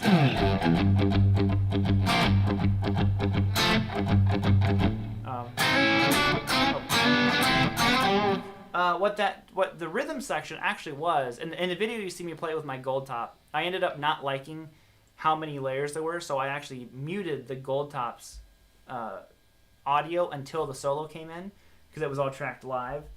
But the left side was the Telly with the Friedman amp. And it was so cool, because this is just, I love having the amps that I can get to this easily now. It's just a flip of a switch, because I came up with a riff on the Telly.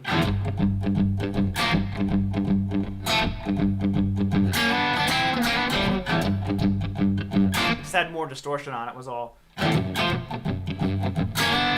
Then there you go.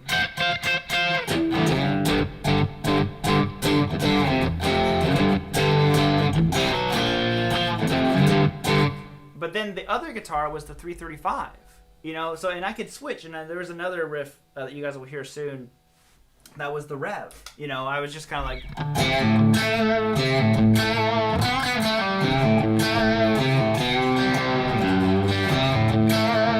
And there's another one that's a Strat, and that's on, on this one, the. So it's really, really fun how easy it is to hop around, because each amp sounds a little bit different, or, one amp has a strength that the other one doesn't have, or like one amp could be weak in this one area, and I'm like, oh no, the orange is gonna really pick this section up, or I need something a little bit darker, and go to the orange.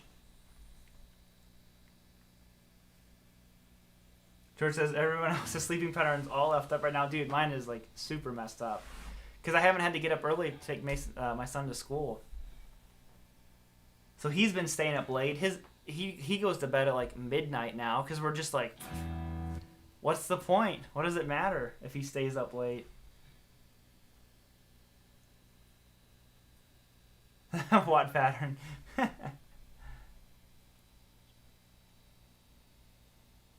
Man, thanks for all that you do. I'm out. Thank you, dude, so much.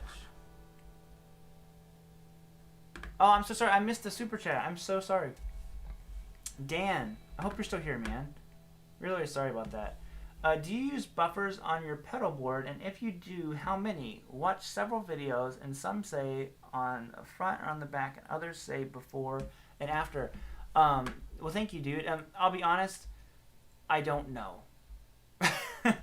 I'm not like very savvy in that stuff at all. I probably I text someone that I know who does that kind of stuff. Everyone I talk to, regardless if it's Brian Wampler or whoever, they're always just kind of like, well, there's no rule. It's like whatever sounds the best. Because I forget whatever the thing that Hendrix did. Like he ran his fuzz into his wah or his wah into his fuzz. Whatever he did, it's like a total like no. Like don't do that. But I mean, Jimi Hendrix, man, great tone.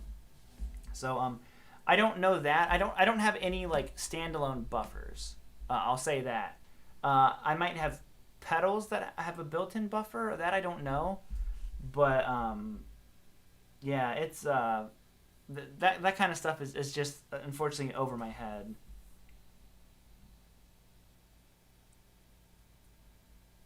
I was in the interview with the vampire movie.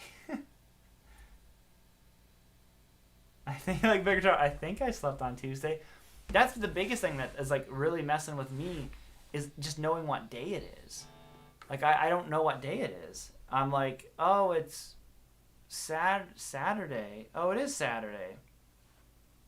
Because like the stuff with the guitar course was all supposed to go live on Saturday, which it did, but I didn't even realize, like I posted about it I think on Wednesday or Thursday, and it was like Friday night, and I'm just like, shoot, I don't have all that stuff ready yet. Like I haven't made up any of this stuff. But I was like, I forgot what day it was, so I just had to sit there and get it going. But yeah, I think that's the biggest thing for me. My sleep schedule's definitely wonky, but it's just knowing what day it is. It's crazy. Usually go to bed between 10 and 11 p.m. Up at 5. I typically would go to bed around like midnight, like 12 to 1 was a normal kind of bedtime for me, and then I would get up at 7:30 to take my son to school, or like 7-ish. Because I don't know why, like I've never been able to like I've never been like that sleep for 8 hours or 8 or 9 hours person. I can't do it. Even now, I'll go to bed at like 3 a.m. and I'll get up by like 8 or 9. 9 at the latest. Like 9 is like totally sleeping in. Today I had no reason to get up early. I was like, I'm so pumped up. I'm gonna sleep in, and I woke up. I think I went to bed at around 2 or 3, and I was like wide awake. I think it was 8:34 when I looked at my phone. I was like, well, I guess I'm up. Got up and like went downstairs and let the dog out, and it was me.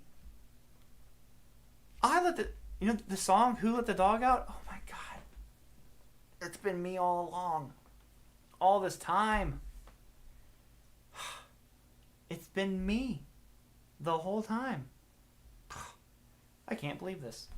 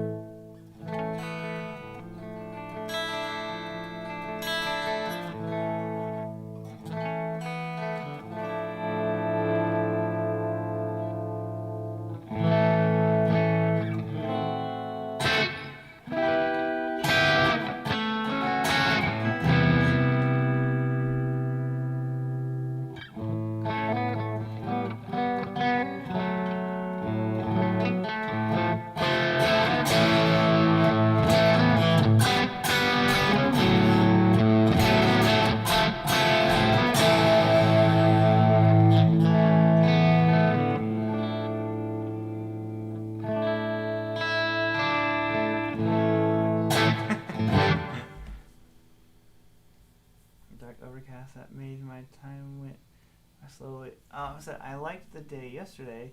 Dark, overcast, and that made my time go by slowly. Yeah, yesterday, you know what? It's funny. It snowed here. It snowed a bunch. It was enough to get on the ground, but by like the afternoon, it was all melted again, and then it just made everything mud. But yeah, I just like woke up, and I'm like, really, Ohio, really? Because like everything's just covered in snow. Yeah, dude, Jimmy Page. His stuff really is timeless.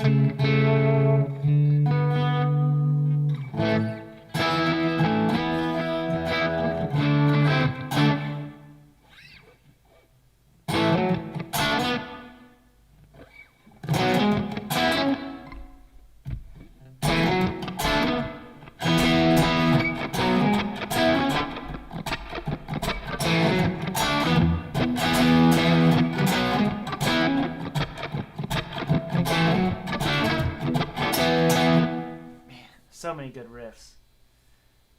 An evil twin named Bobbert Raker. What instrument would he play? He would play bass. Yep, he'd play bass.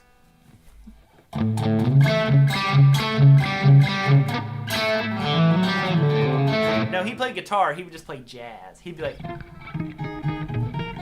all over the place. Like how I can't play jazz at all.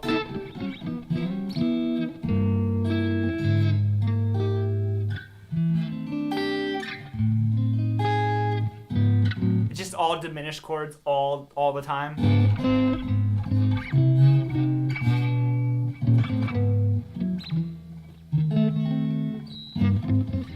That would be my evil parallel universe me. Meanwhile, I'm over here just playing power chords.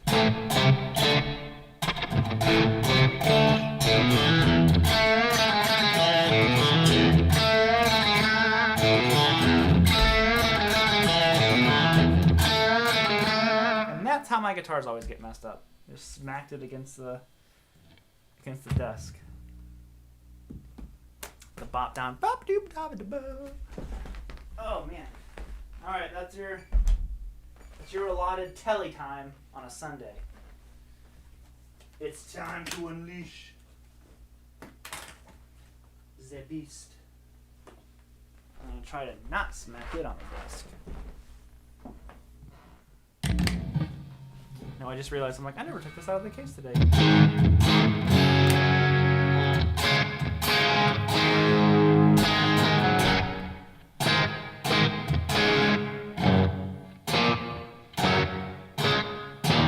What did I just play?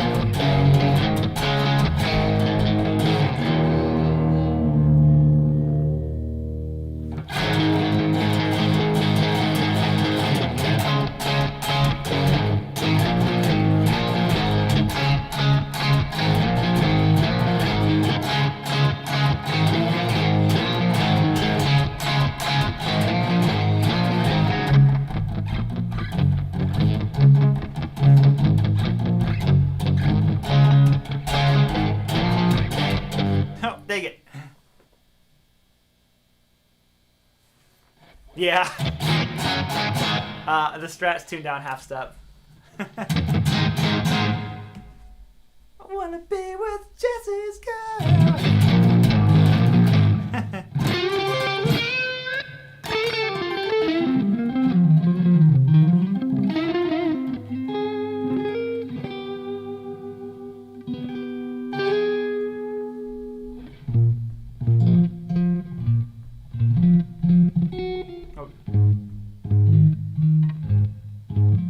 How's it go?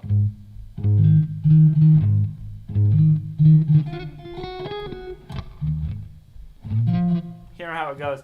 You used to know like the SpongeBob like walking around music. Can't remember how it goes now, but Gerardo played Jesse's Girl. Bam.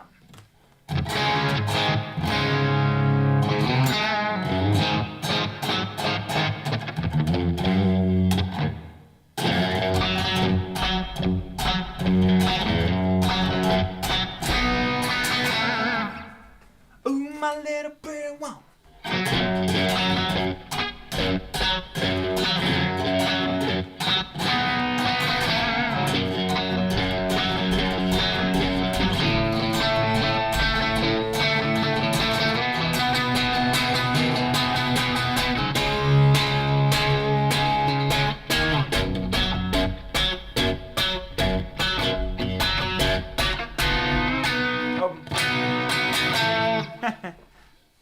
My Sharona.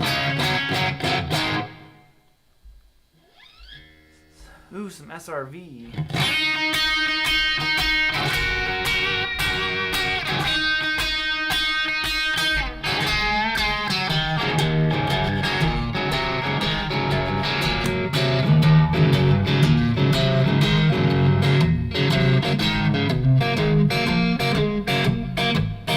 I've never been able to get that like SRV thing down.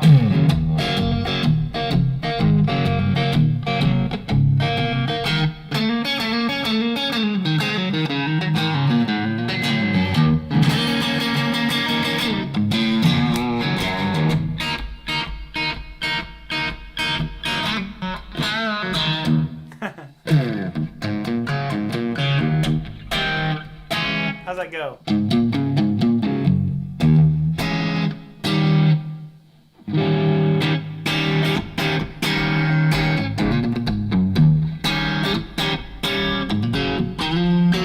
I don't remember it.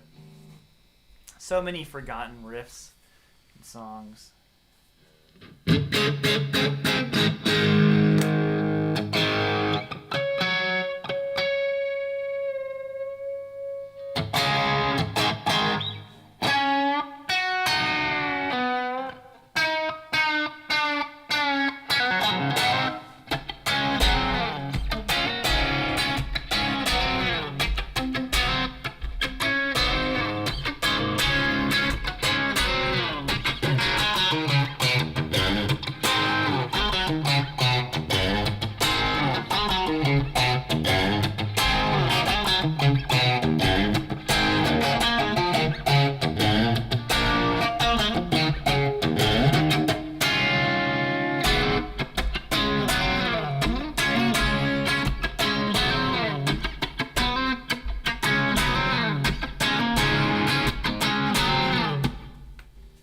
Bam. The originals are going good. Yep, they're going real good. Richie Blackburn.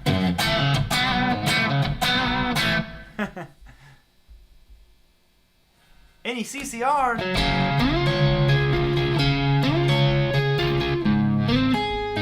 It sounds weird a half step down.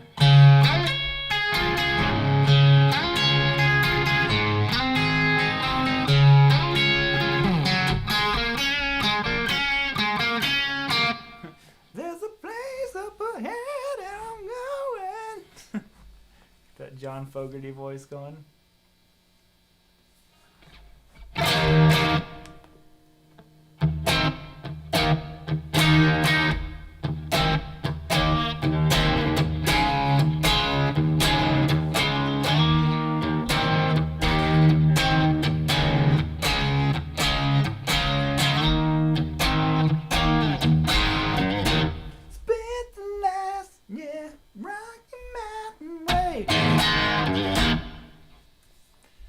Oh, it doesn't get any better than that.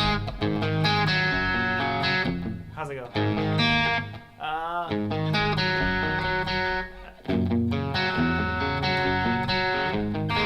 How's it go? Is that it? Nope. The issue I have a hard time with that riff is it's so close to the riff to Into the Fire by Dokken. They're so close to the same thing.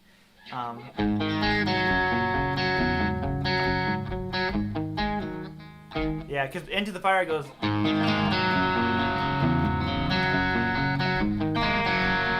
It's so close, and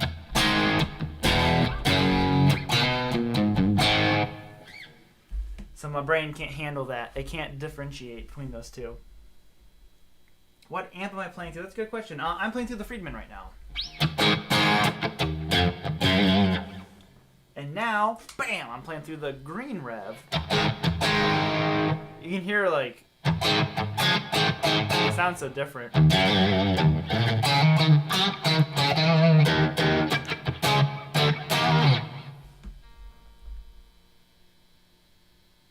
I wish I knew some Skid Row. I can't think of any. I used to know a couple like Monkey Business, you know.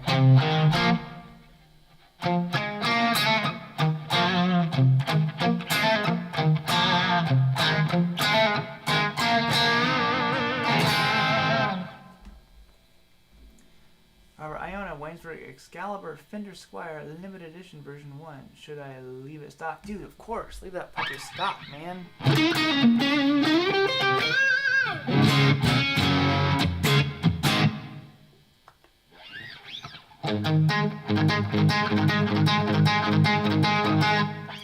KB, is there a barbecue riff? Of course. Of course there's a barbecue riff anthem. Let's go back to the Friedman for it.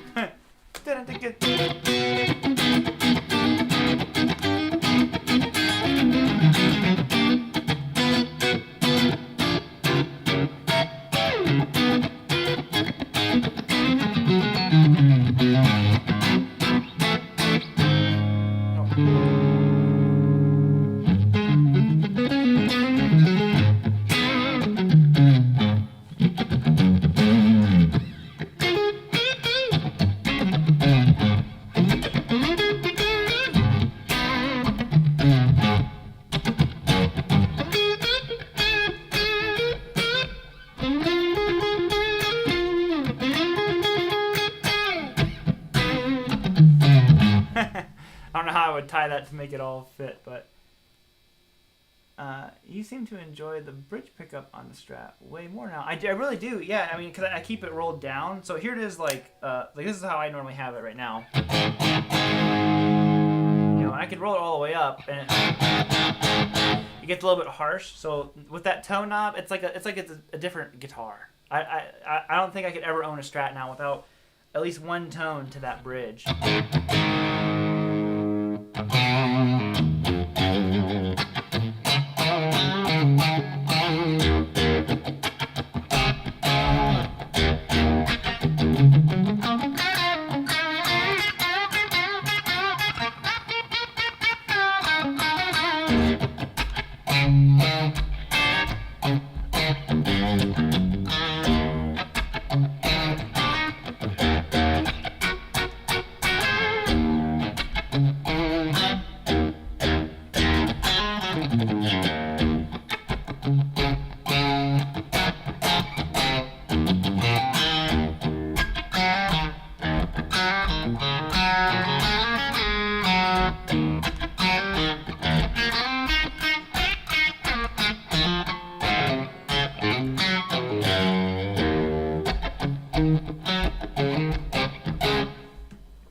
Goldtop time tunes in, obviously holding a King Strat.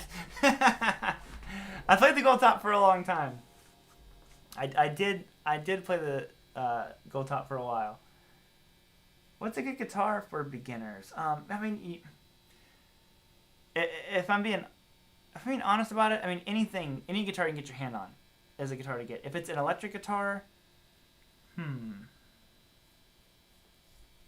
I think that a guitar, because it can go any way now, because they make them, across the board. But like one of the biggest advantages to having a Strat is how comfortable a Strat is. And and they've been doing this with Strats from the beginning. This nice little contour, like belly cut here, or tummy cut, whatever you want to call it, and the body is just contoured. So a Strat is extremely comfortable. I don't remember if my Tele has that or not. It does. Like older Teles don't, but like mine has this little tummy cut as well. Les Pauls typically don't. So I think until you know how to hold a guitar, I think having a guitar that just kind of sits snug up against your body is really part of it. It's kind of something that a lot of people don't talk about, but it's like either one would do. If you are playing more like heavier, like distorted rock music, I will say you're gonna want something with a humbucker in it. So a guitar like this might not be ideal because it has a single coil in the bridge.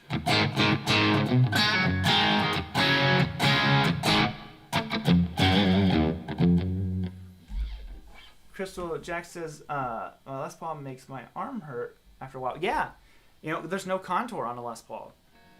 They can be uncomfortable.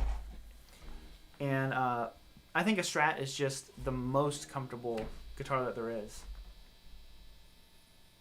Love a Tele and Strat. Hate my Les Paul. And like I said, and I'm sure it goes without being said how much I love my Les Pauls. But, that's not to say that there isn't stuff that could be better on them. Back in the early 90s, Squires were awful.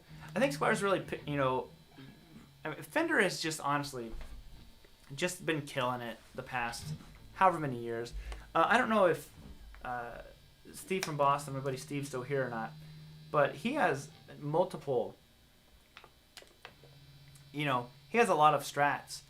And I'm sure he'd be the first to tell you that Fender has just, killed it. They've killed it. He's got rosewood neck Fenders. He has the Strat. He has just a whole plethora of Strats. And they just kind of don't make a bad guitar. Pretty special for a second. Oh, wrong riff. Sorry. 38 Special, you say?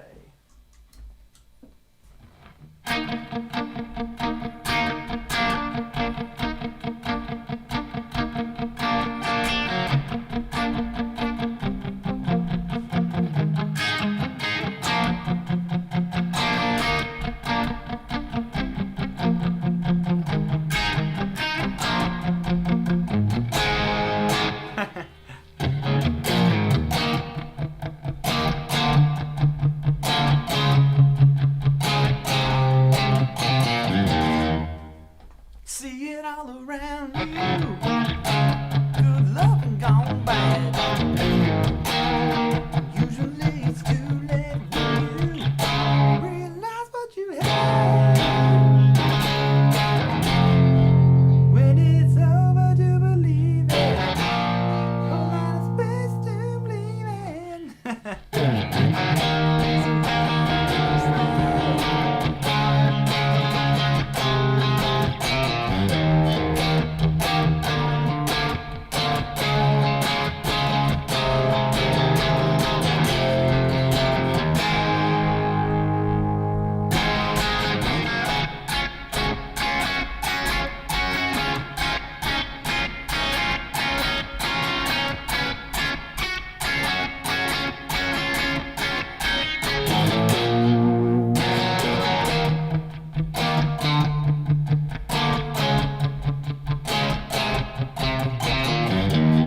That's like one of my favorite.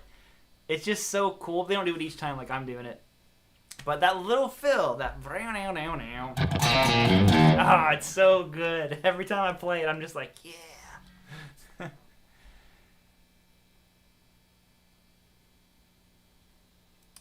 Steve from Boston. Oh, Steve, I was asking, I don't know if you're still here or not, man.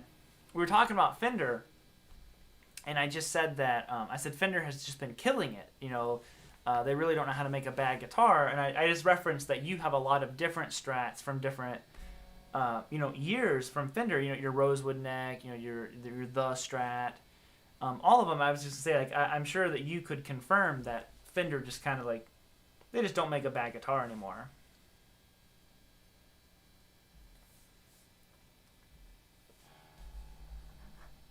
I got a 2010 Squire, and it's so boop. Not sure to smash it. Better pick up to buy a real Fender. You know, that's always kind of tough. I will say Squire, you know, it can still depend on what one you get. I've always had really good luck with classic vibe Squires. You know, they've always been good. Hey, Shane in the Blues. Another channel you guys should subscribe to, In the Blues, of course. Got something cool, hip hop and happen. Yeah, like the Goldtop, man. You don't have a Goldtop like this? This? I played the Goldtop for like an hour, and I'm like, all right, I'm switching guitars.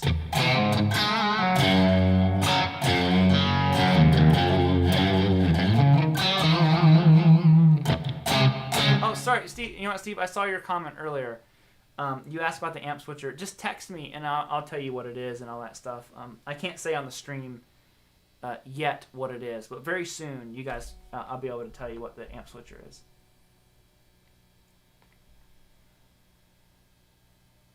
Playing the Rosewood Neck Telly right now? Yeah, dude, I gotta get one of those. And you have that Rosewood Neck Telly. I mean, you've got the set. You've got it all, man.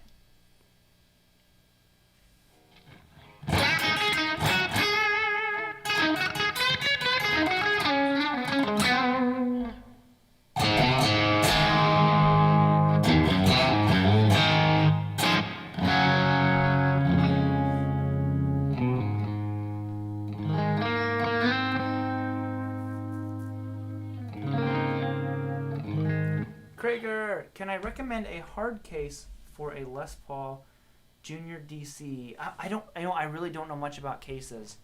I just have whatever case the guitars came in. Since I've never traveled with my guitars, other than like having them in a car. Like I've taken them to Nashville and done different stuff with them, but I've never taken them on a plane. So I've never needed a hard shell, like a really, really nice one. So I don't know much about like what makes a good one a good one.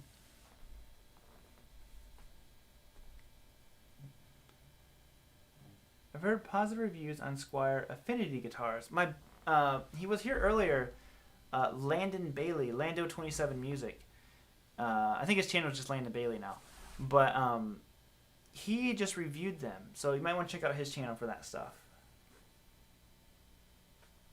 Recommended amp for rock tones. Aaron, you know what, man? It all depends on what your budget is for the amp.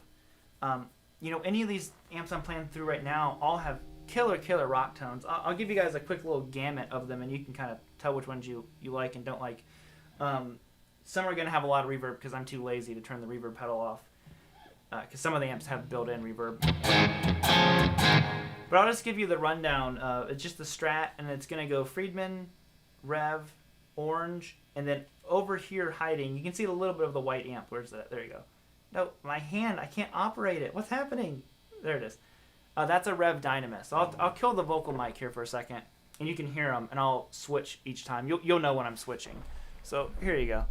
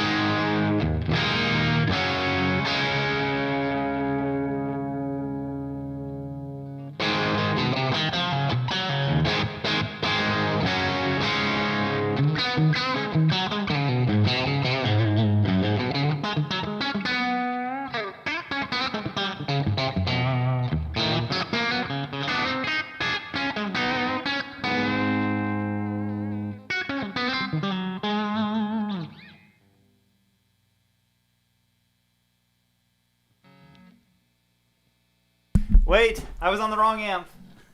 You know what's so funny is, so that was on the Rev. That's on the white Rev over here. That's not the Friedman. I was like listening to it. I'm like, wow, this sounds more like the Rev than the Friedman. And yeah, that's because it was the Rev and not the Friedman. The Friedman has a certain bite to it that the other ones don't. That's so funny. So yeah, so that was the Rev. So let me start this horrible comparison over again. We are now on the Friedman. We will go to the green Rev, the orange, and then the white Rev. 1, 2, 3, 4. Let's see if I can handle this. Look at this. Literally pushing a button has exceeded my mental capacity. So, anyways, here it is again.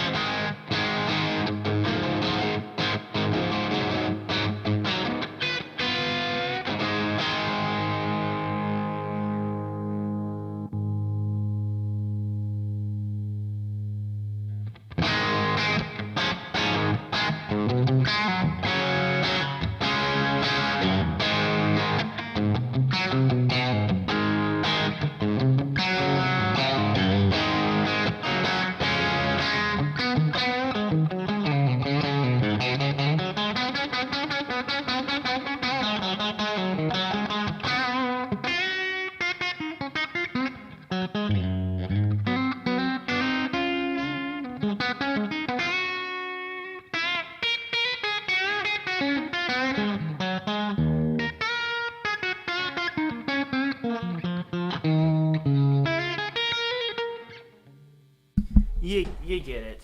You get the gist of it. She goes, I've never linked your channel before. Who's that? Super Boston. There you go. Thank you. Thank you so much, Bigger Tower. Yeah, take two. Take two. Don't worry, guys. I'll get it eventually.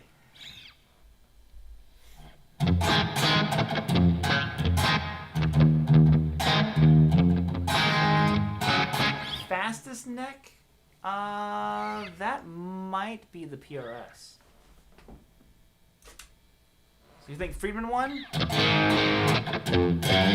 I said, they all have like. I mean, they're all pretty different, to be honest.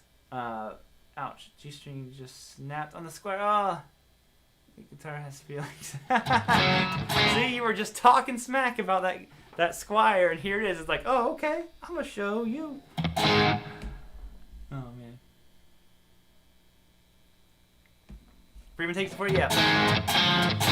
That's what I was saying when I was playing through it before. Like I like them all for different reasons, but there's just a certain bite that it has that the others don't.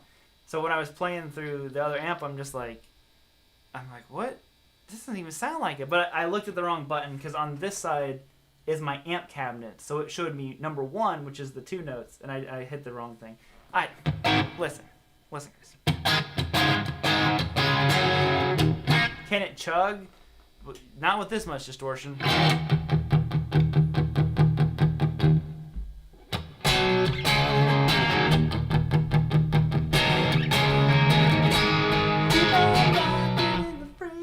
I can't even think how that riff goes.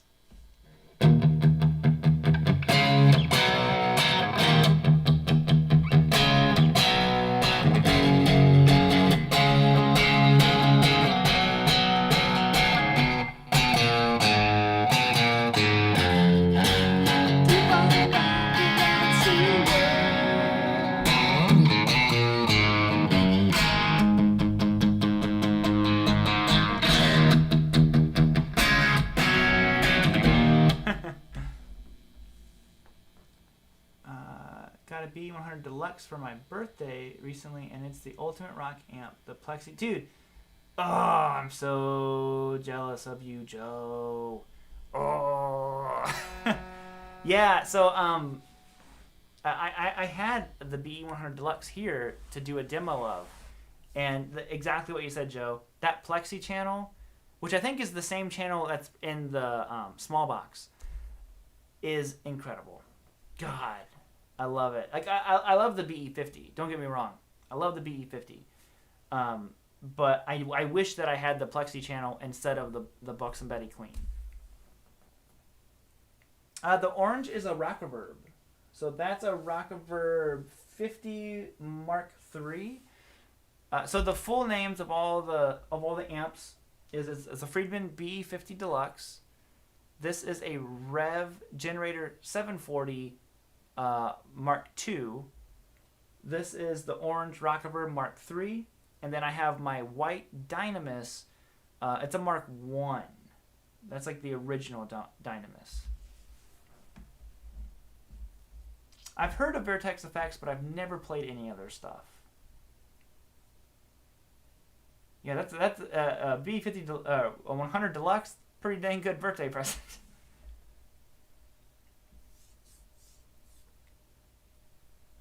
A Friedman head, but I can't afford the beat. Yeah, dude, the pedals are great too.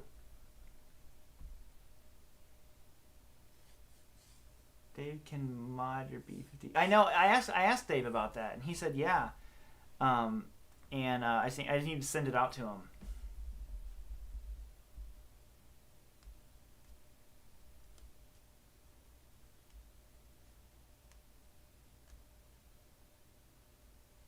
Do you prefer the Strat over the Tele? Depends on what I'm using it for, really. For like lead playing and like even like the Hendrixy kind of double stopping, that kind of stuff. I prefer the Strat quite a bit because I don't like the way a neck pickup on a Tele sounds. For riffy stuff, like more like rock riffs, a Tele is hard to beat. Tele and a Les Paul, man, those are like riff machines.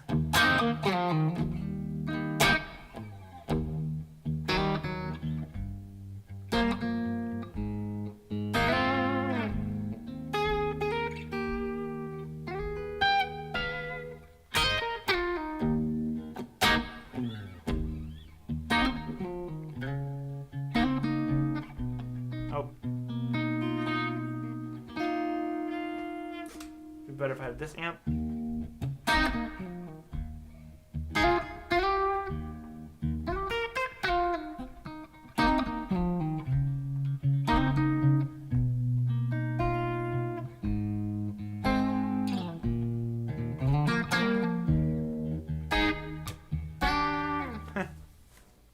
Jaguars. I'd like to get a Jaguar or a Jazzmaster or something. I like I said, I did end up getting a new guitar.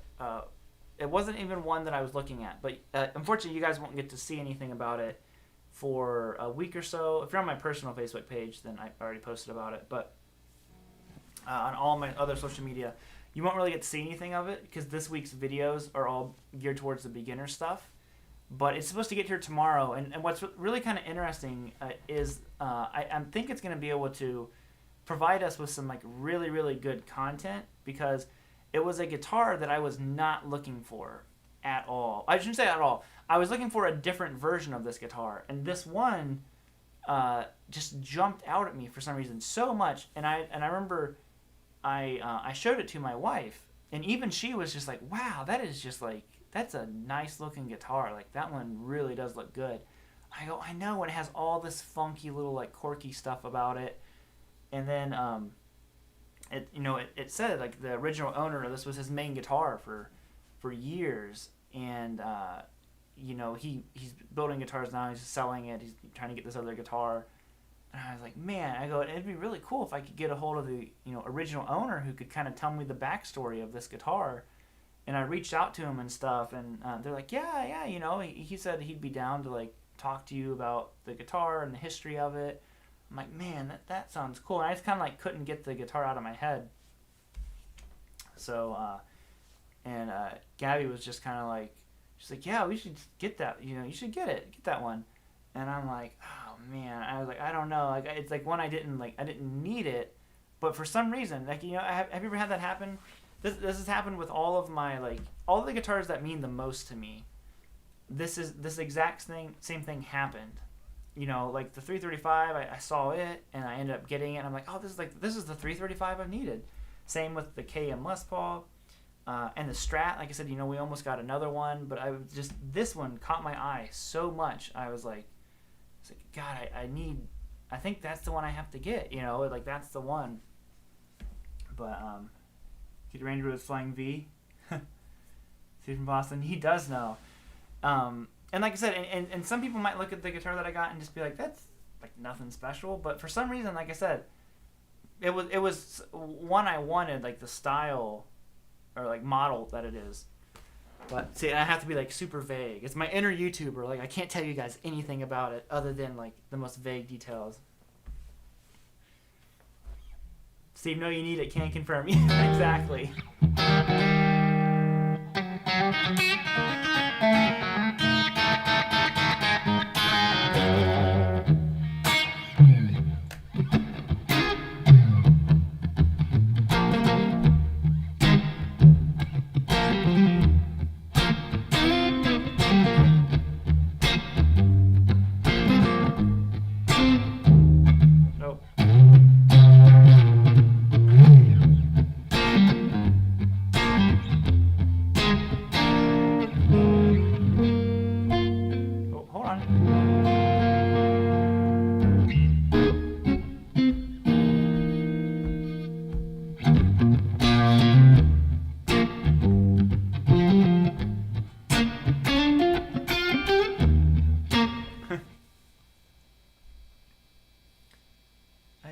But can't justify guitar backstory videos. Robert, I think you are on something. Yeah, Joe. So Joe, that was actually one of the leading reasons why I got this guitar, the one that's on the way. It gets here Monday. Finally, it's been in transit for over a week, but whenever we kind of like discovered everything that there was about this guitar, it made me realize I'm like, that's something I really want to do, like with my just with the channel, because it was such a cool experience getting to hear like a guitar. You're basically like, it's putting a voice to something that doesn't have a voice. So the guitar can't tell you where it's been. Like I said, I'll always wonder, like, what's the story of my KM? I don't know that story, but this guitar, I know the story of it. I'll always wonder about my Goldtop, because like I said, this thing, it had to have been gigged, like by the wear that's on it and the buckle rash and the chipping on the paint, all that kind of stuff. I'm like, this was like a gigging guitar. Sorry. Hold up. The camera's like, that's enough of that. Oh God. I'm trying so hard right now not to just wreck everything.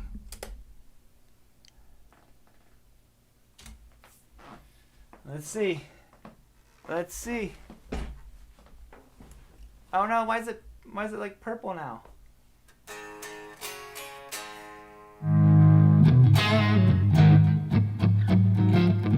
I mean, how do you like this new filter that I totally put on here purposely? That isn't some weird glitch that's happening.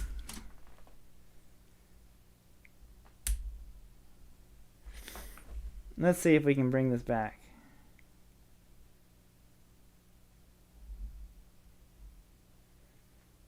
No. Now it's just like, nope, I think I'm done. They've had enough. They didn't want to see you.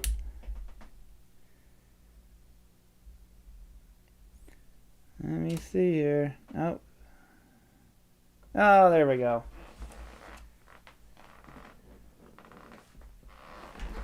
Watching from inside the telly.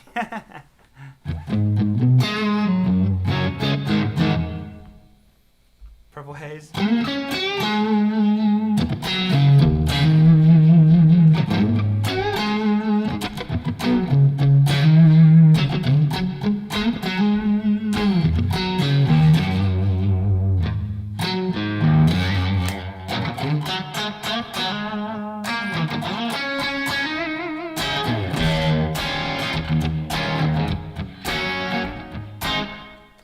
Question, because I don't know. For Purple Haze, which I've never really sat down and learned it, what are those chords? I know it's the... But is it a dominant 7 or is it just a major chord? No, it's major. Definitely not. Not the 7. But I always, for some reason, I want to go... Someone showed it to me that way a long time ago. And that it's like stuck in my head. So always when I go to play it, I go to do that, and I'm always like, is that right?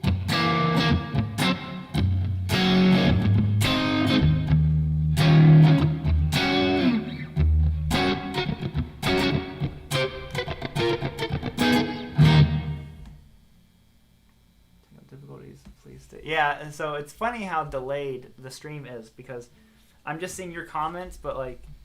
It's very delayed.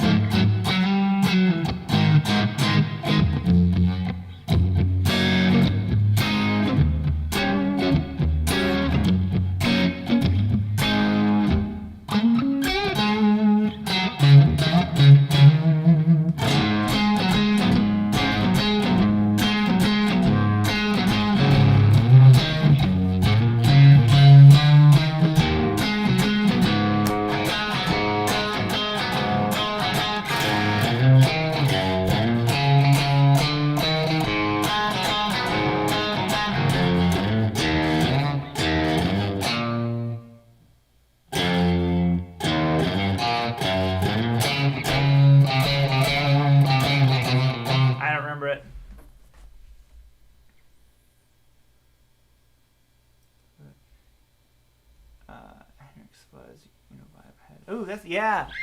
I'd love to get some of that stuff in.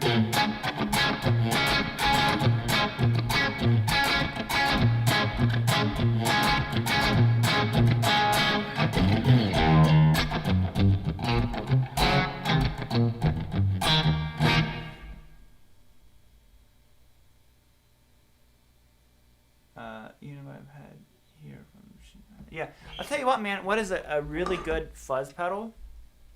If you guys haven't tried it, it's the Dan Electro, what's this thing called?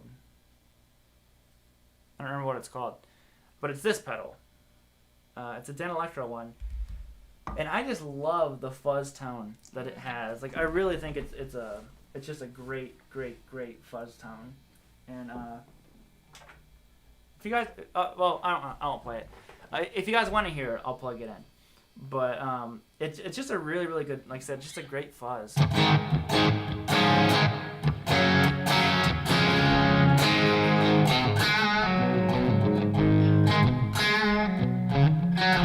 I light the guitar on fire. I know, right? We might not go that far.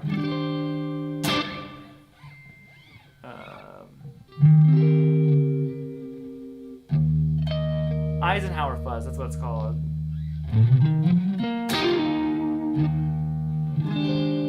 Oh. What's that chord? I don't remember it.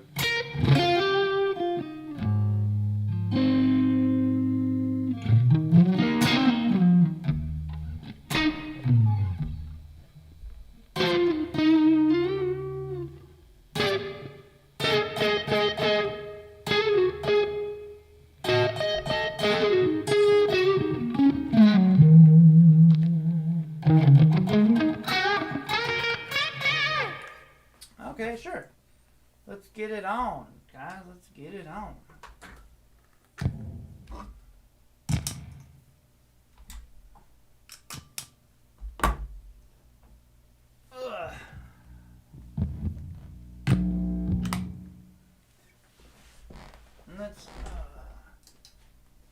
get a clean amp going here. Turn the effects loop off though. Oh, helps if that pedal has power, right? Might be required. Look at this hillbilly rigged setup here. Just gonna move that thing off the desk, ain't I? We're gonna hope for the best. Just sit still. Okay, everything's at noon right now.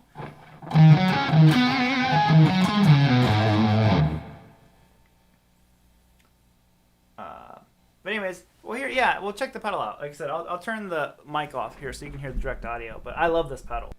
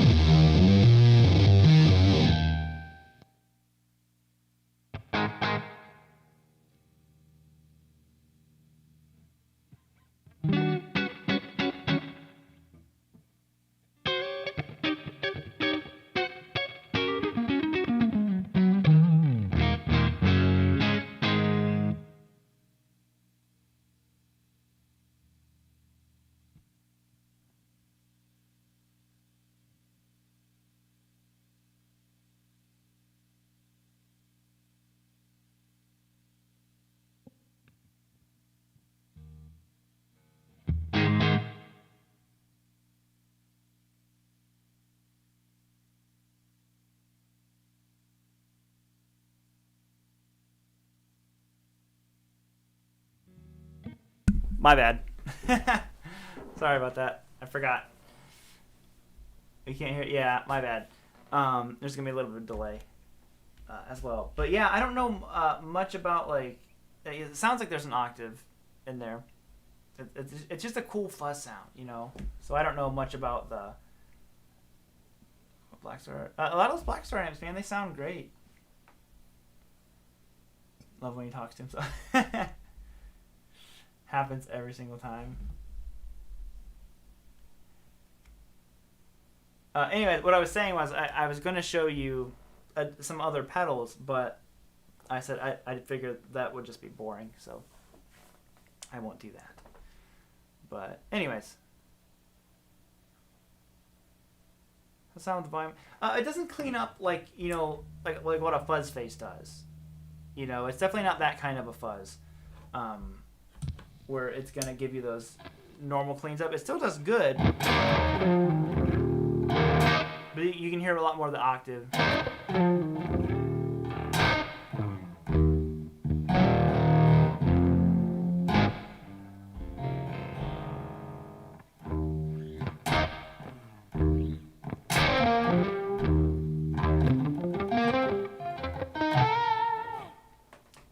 like I said, it's just like a real vibey pedal, you know.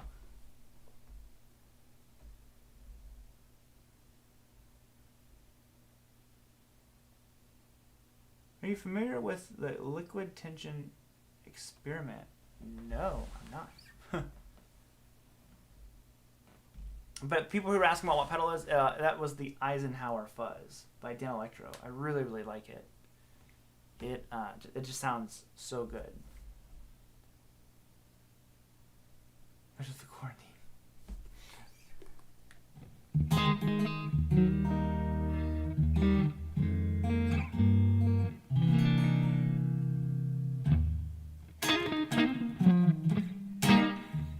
Sounds really angry. Yeah, it has a very like aggressive sound to it. Everyone in here is nocturnal right now. I know, right?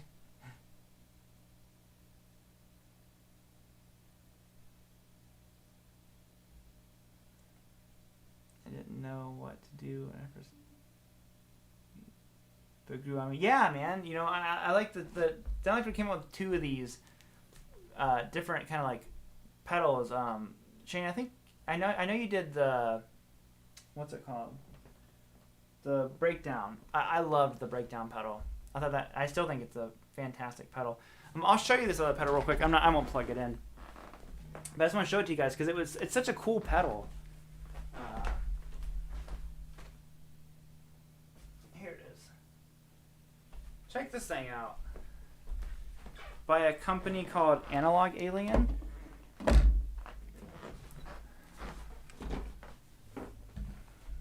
So you can see. I didn't like get this from them or anything like that.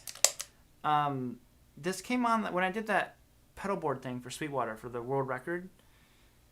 This was on there, and it's so cool because it's a drive. It's called the rumble seat. There's a drive pedal, a delay pedal, and a reverb pedal, all in the same pedal. It's just cool. And this was one of the pedals on the board that like really, really, I was like, that's just a good, like the delay sounds great, the reverb sounds really good, and the drive was great. I was like, that's just a good pedal, and it just looks cool. So I thought that was a cool one.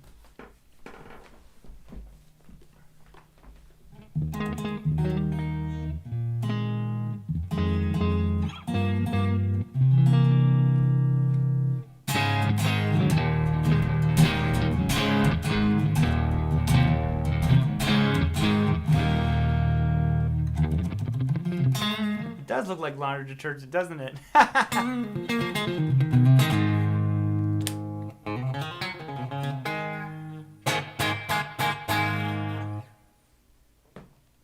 It's a big pedal.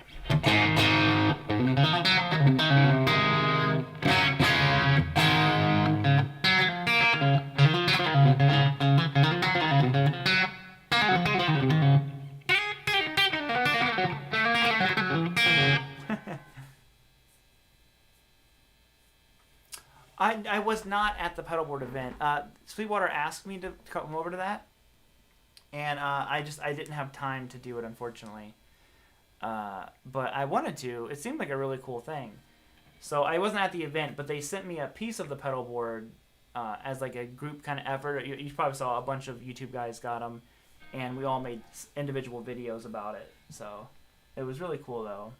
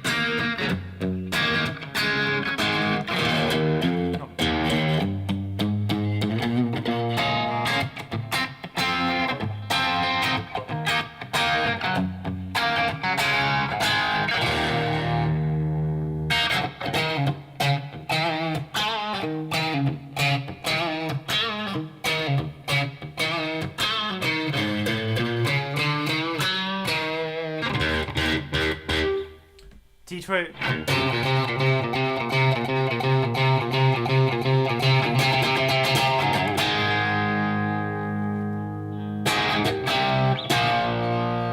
Wrong chord.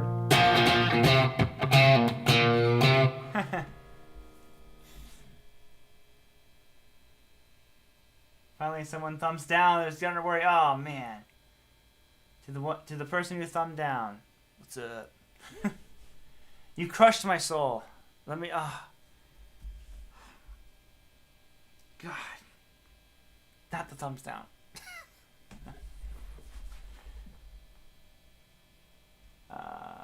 Rockin' Rat? Yeah.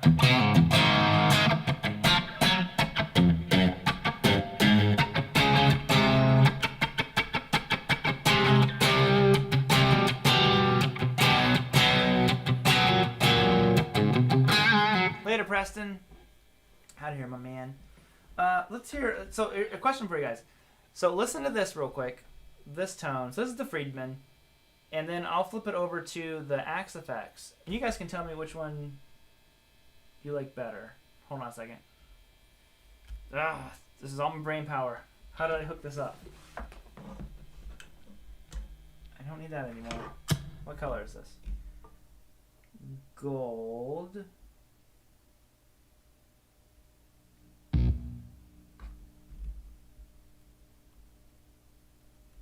Okay. Legit, like, I'm like trying to think here. Okay. I had to remember.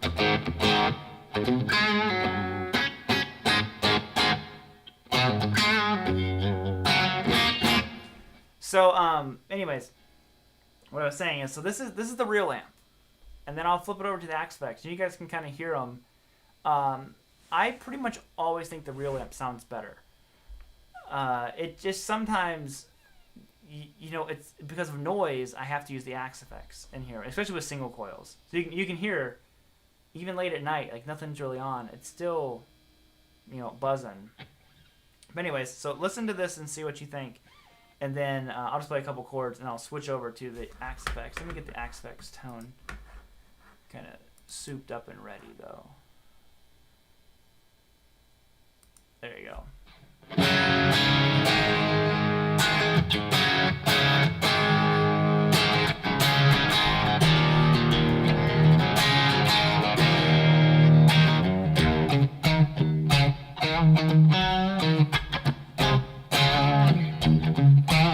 Okay, so that's the real deal. Here's the Axe effects.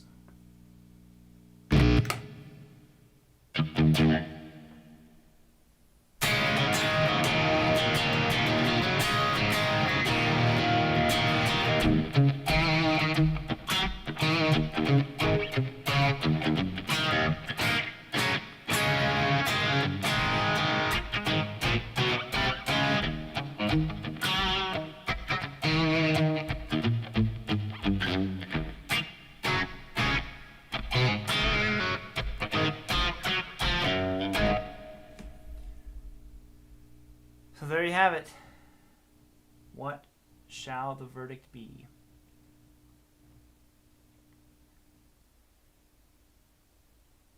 Good morning from England. Good morning. Hoping I'd see my buddy China Guitar Skeptic on here. So now I'm back to the Axe effects.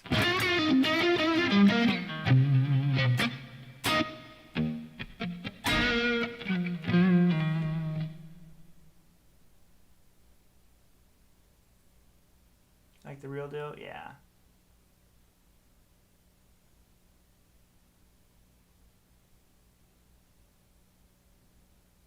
Yeah, they all have their own.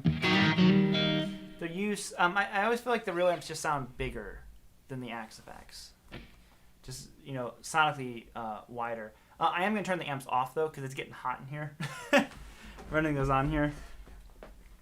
Do you like Rival Sons? Dude, I love Rival Sons. Yep. Scott Holiday? Of course.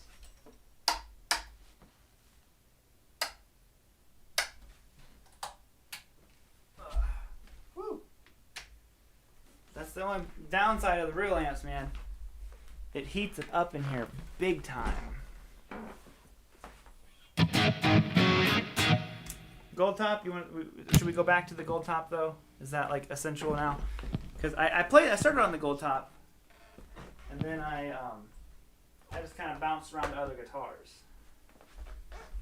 Let's bring it on home, as Led Zeppelin would say. Nigga down now, bow, bucket bucket bow, ducka ducka down.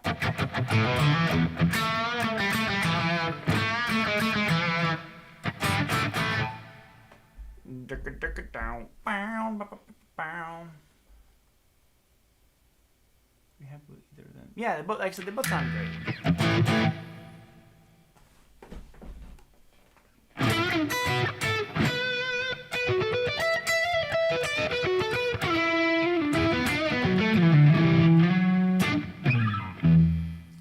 Play some blues. I'm. You know what? To be honest, I'm just not a blues player. I can play with like a bluesy vibe, but that's about as good as it gets with my blues. Like I don't know, like real good blues.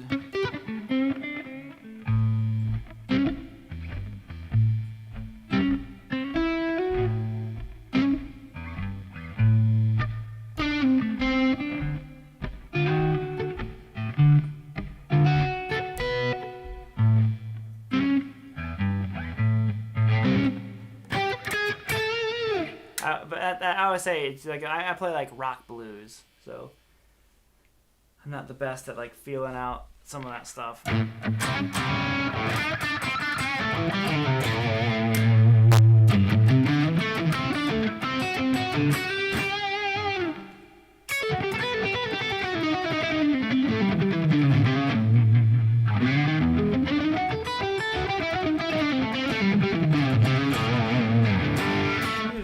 Of them to heat the house. Exactly. Look at this. Now you're thinking. Now you've got it all figured out, man.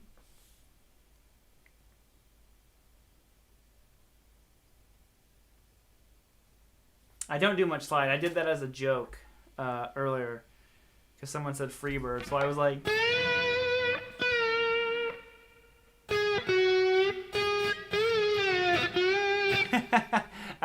The slide's like one of those things I always wanted to learn how to do, but I just can't, you know?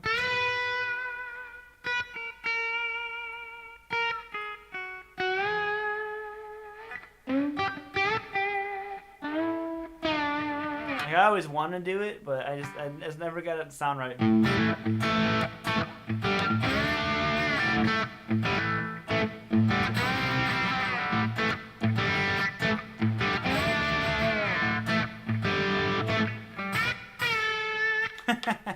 It's like it has never made sense to me. I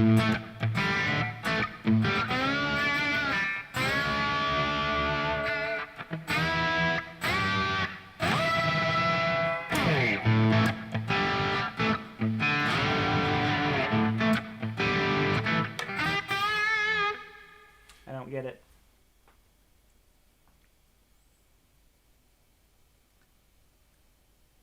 Would it be P90? Oh, that's a good question. I don't know. You know, I love P90s, you know, for sure. But, you know, there are times when I don't play them.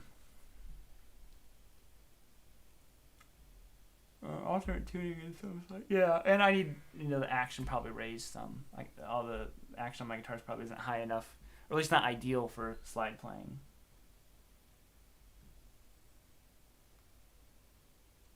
Can master slide? I bet not, man. Those slide players, man, like someone like Joey Landreth or someone, I love listening to them. Oh, Antonio, thank you, dude. I appreciate that, man. So keep it up. Enjoy. Thanks for the videos. Thank you for the super chat, man. I really do appreciate it. Play what you don't know. I don't know so much stuff. Oh, there's so much stuff I don't know.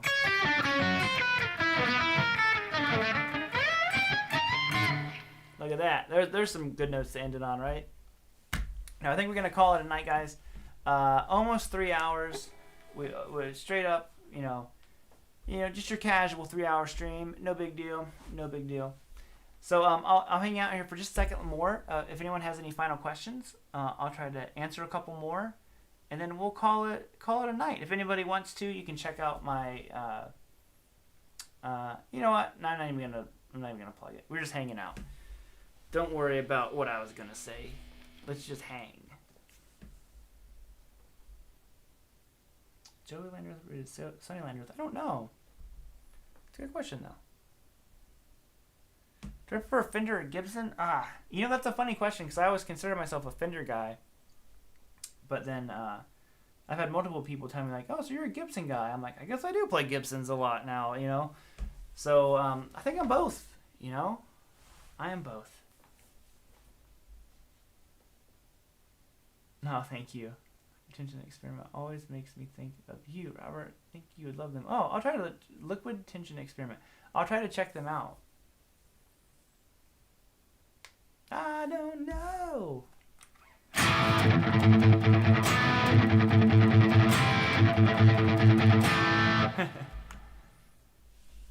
Everyone, thank you guys all so much for hanging out. Have a great rest of your night. And thanks always. Hope you find I hope to get your course. Call you teacher master. Thank you, dude. They're always a great stream. Thank you, dude. Oh, I don't know my time of time. That'd be a good one to learn, right? Have a good night. Yes, thank you guys. But other than that, stay safe. Yeah, all of you guys stay safe. Have a great Sunday. I hope you all have. Look, there it is. Oh my God, there he is. Been lurking, seeing your stream, bro. Real good care, mate. Dude, thank you so much. It's funny. I was just talking. I was like, oh man, I was hoping Mike would be on here.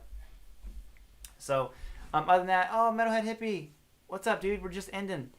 So thank you all. Have a great night. It's 3 a.m. here, so 3 a.m. I must be. You know what? Okay, hold up. Sorry. It has to happen now.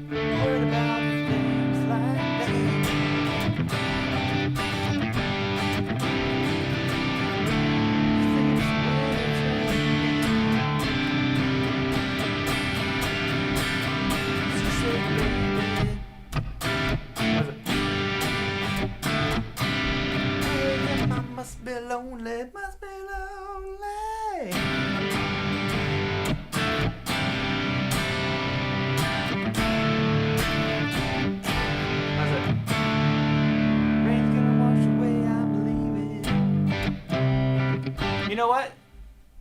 Wow, that is bringing back some memories. That was, I'll end with this. So other than being able to play Smoke on the Water on the high E string, that's all. That was the first thing I ever knew how to play on guitar. The intro to 3 a.m. was the second thing. Now I forgot that this was the second thing. Playing that song just reminded me. That was the second thing I ever learned on guitar. And I didn't learn the whole thing. My very first guitar teacher, I can't remember his name. He was not a very good guitar teacher. I quickly switched to someone else, to Tim McMillan, who was an incredible guitar teacher. But I do remember that he showed me how to play G to the G add 9. And that's how it was helping me work on strumming. And it was 3 a.m. Wow. What a crazy flashback memory that I forgot about. Demonetized, yeah. And I never learned the rest of the song until years later when a student came in and wanted to learn it. And I was like, oh yeah, of course. I love Matchbox 20. So, anyways, if you're not a Matchbox 20 fan, go listen to them, man. Their guitar player is great. They have a song called, I think it's called Sick.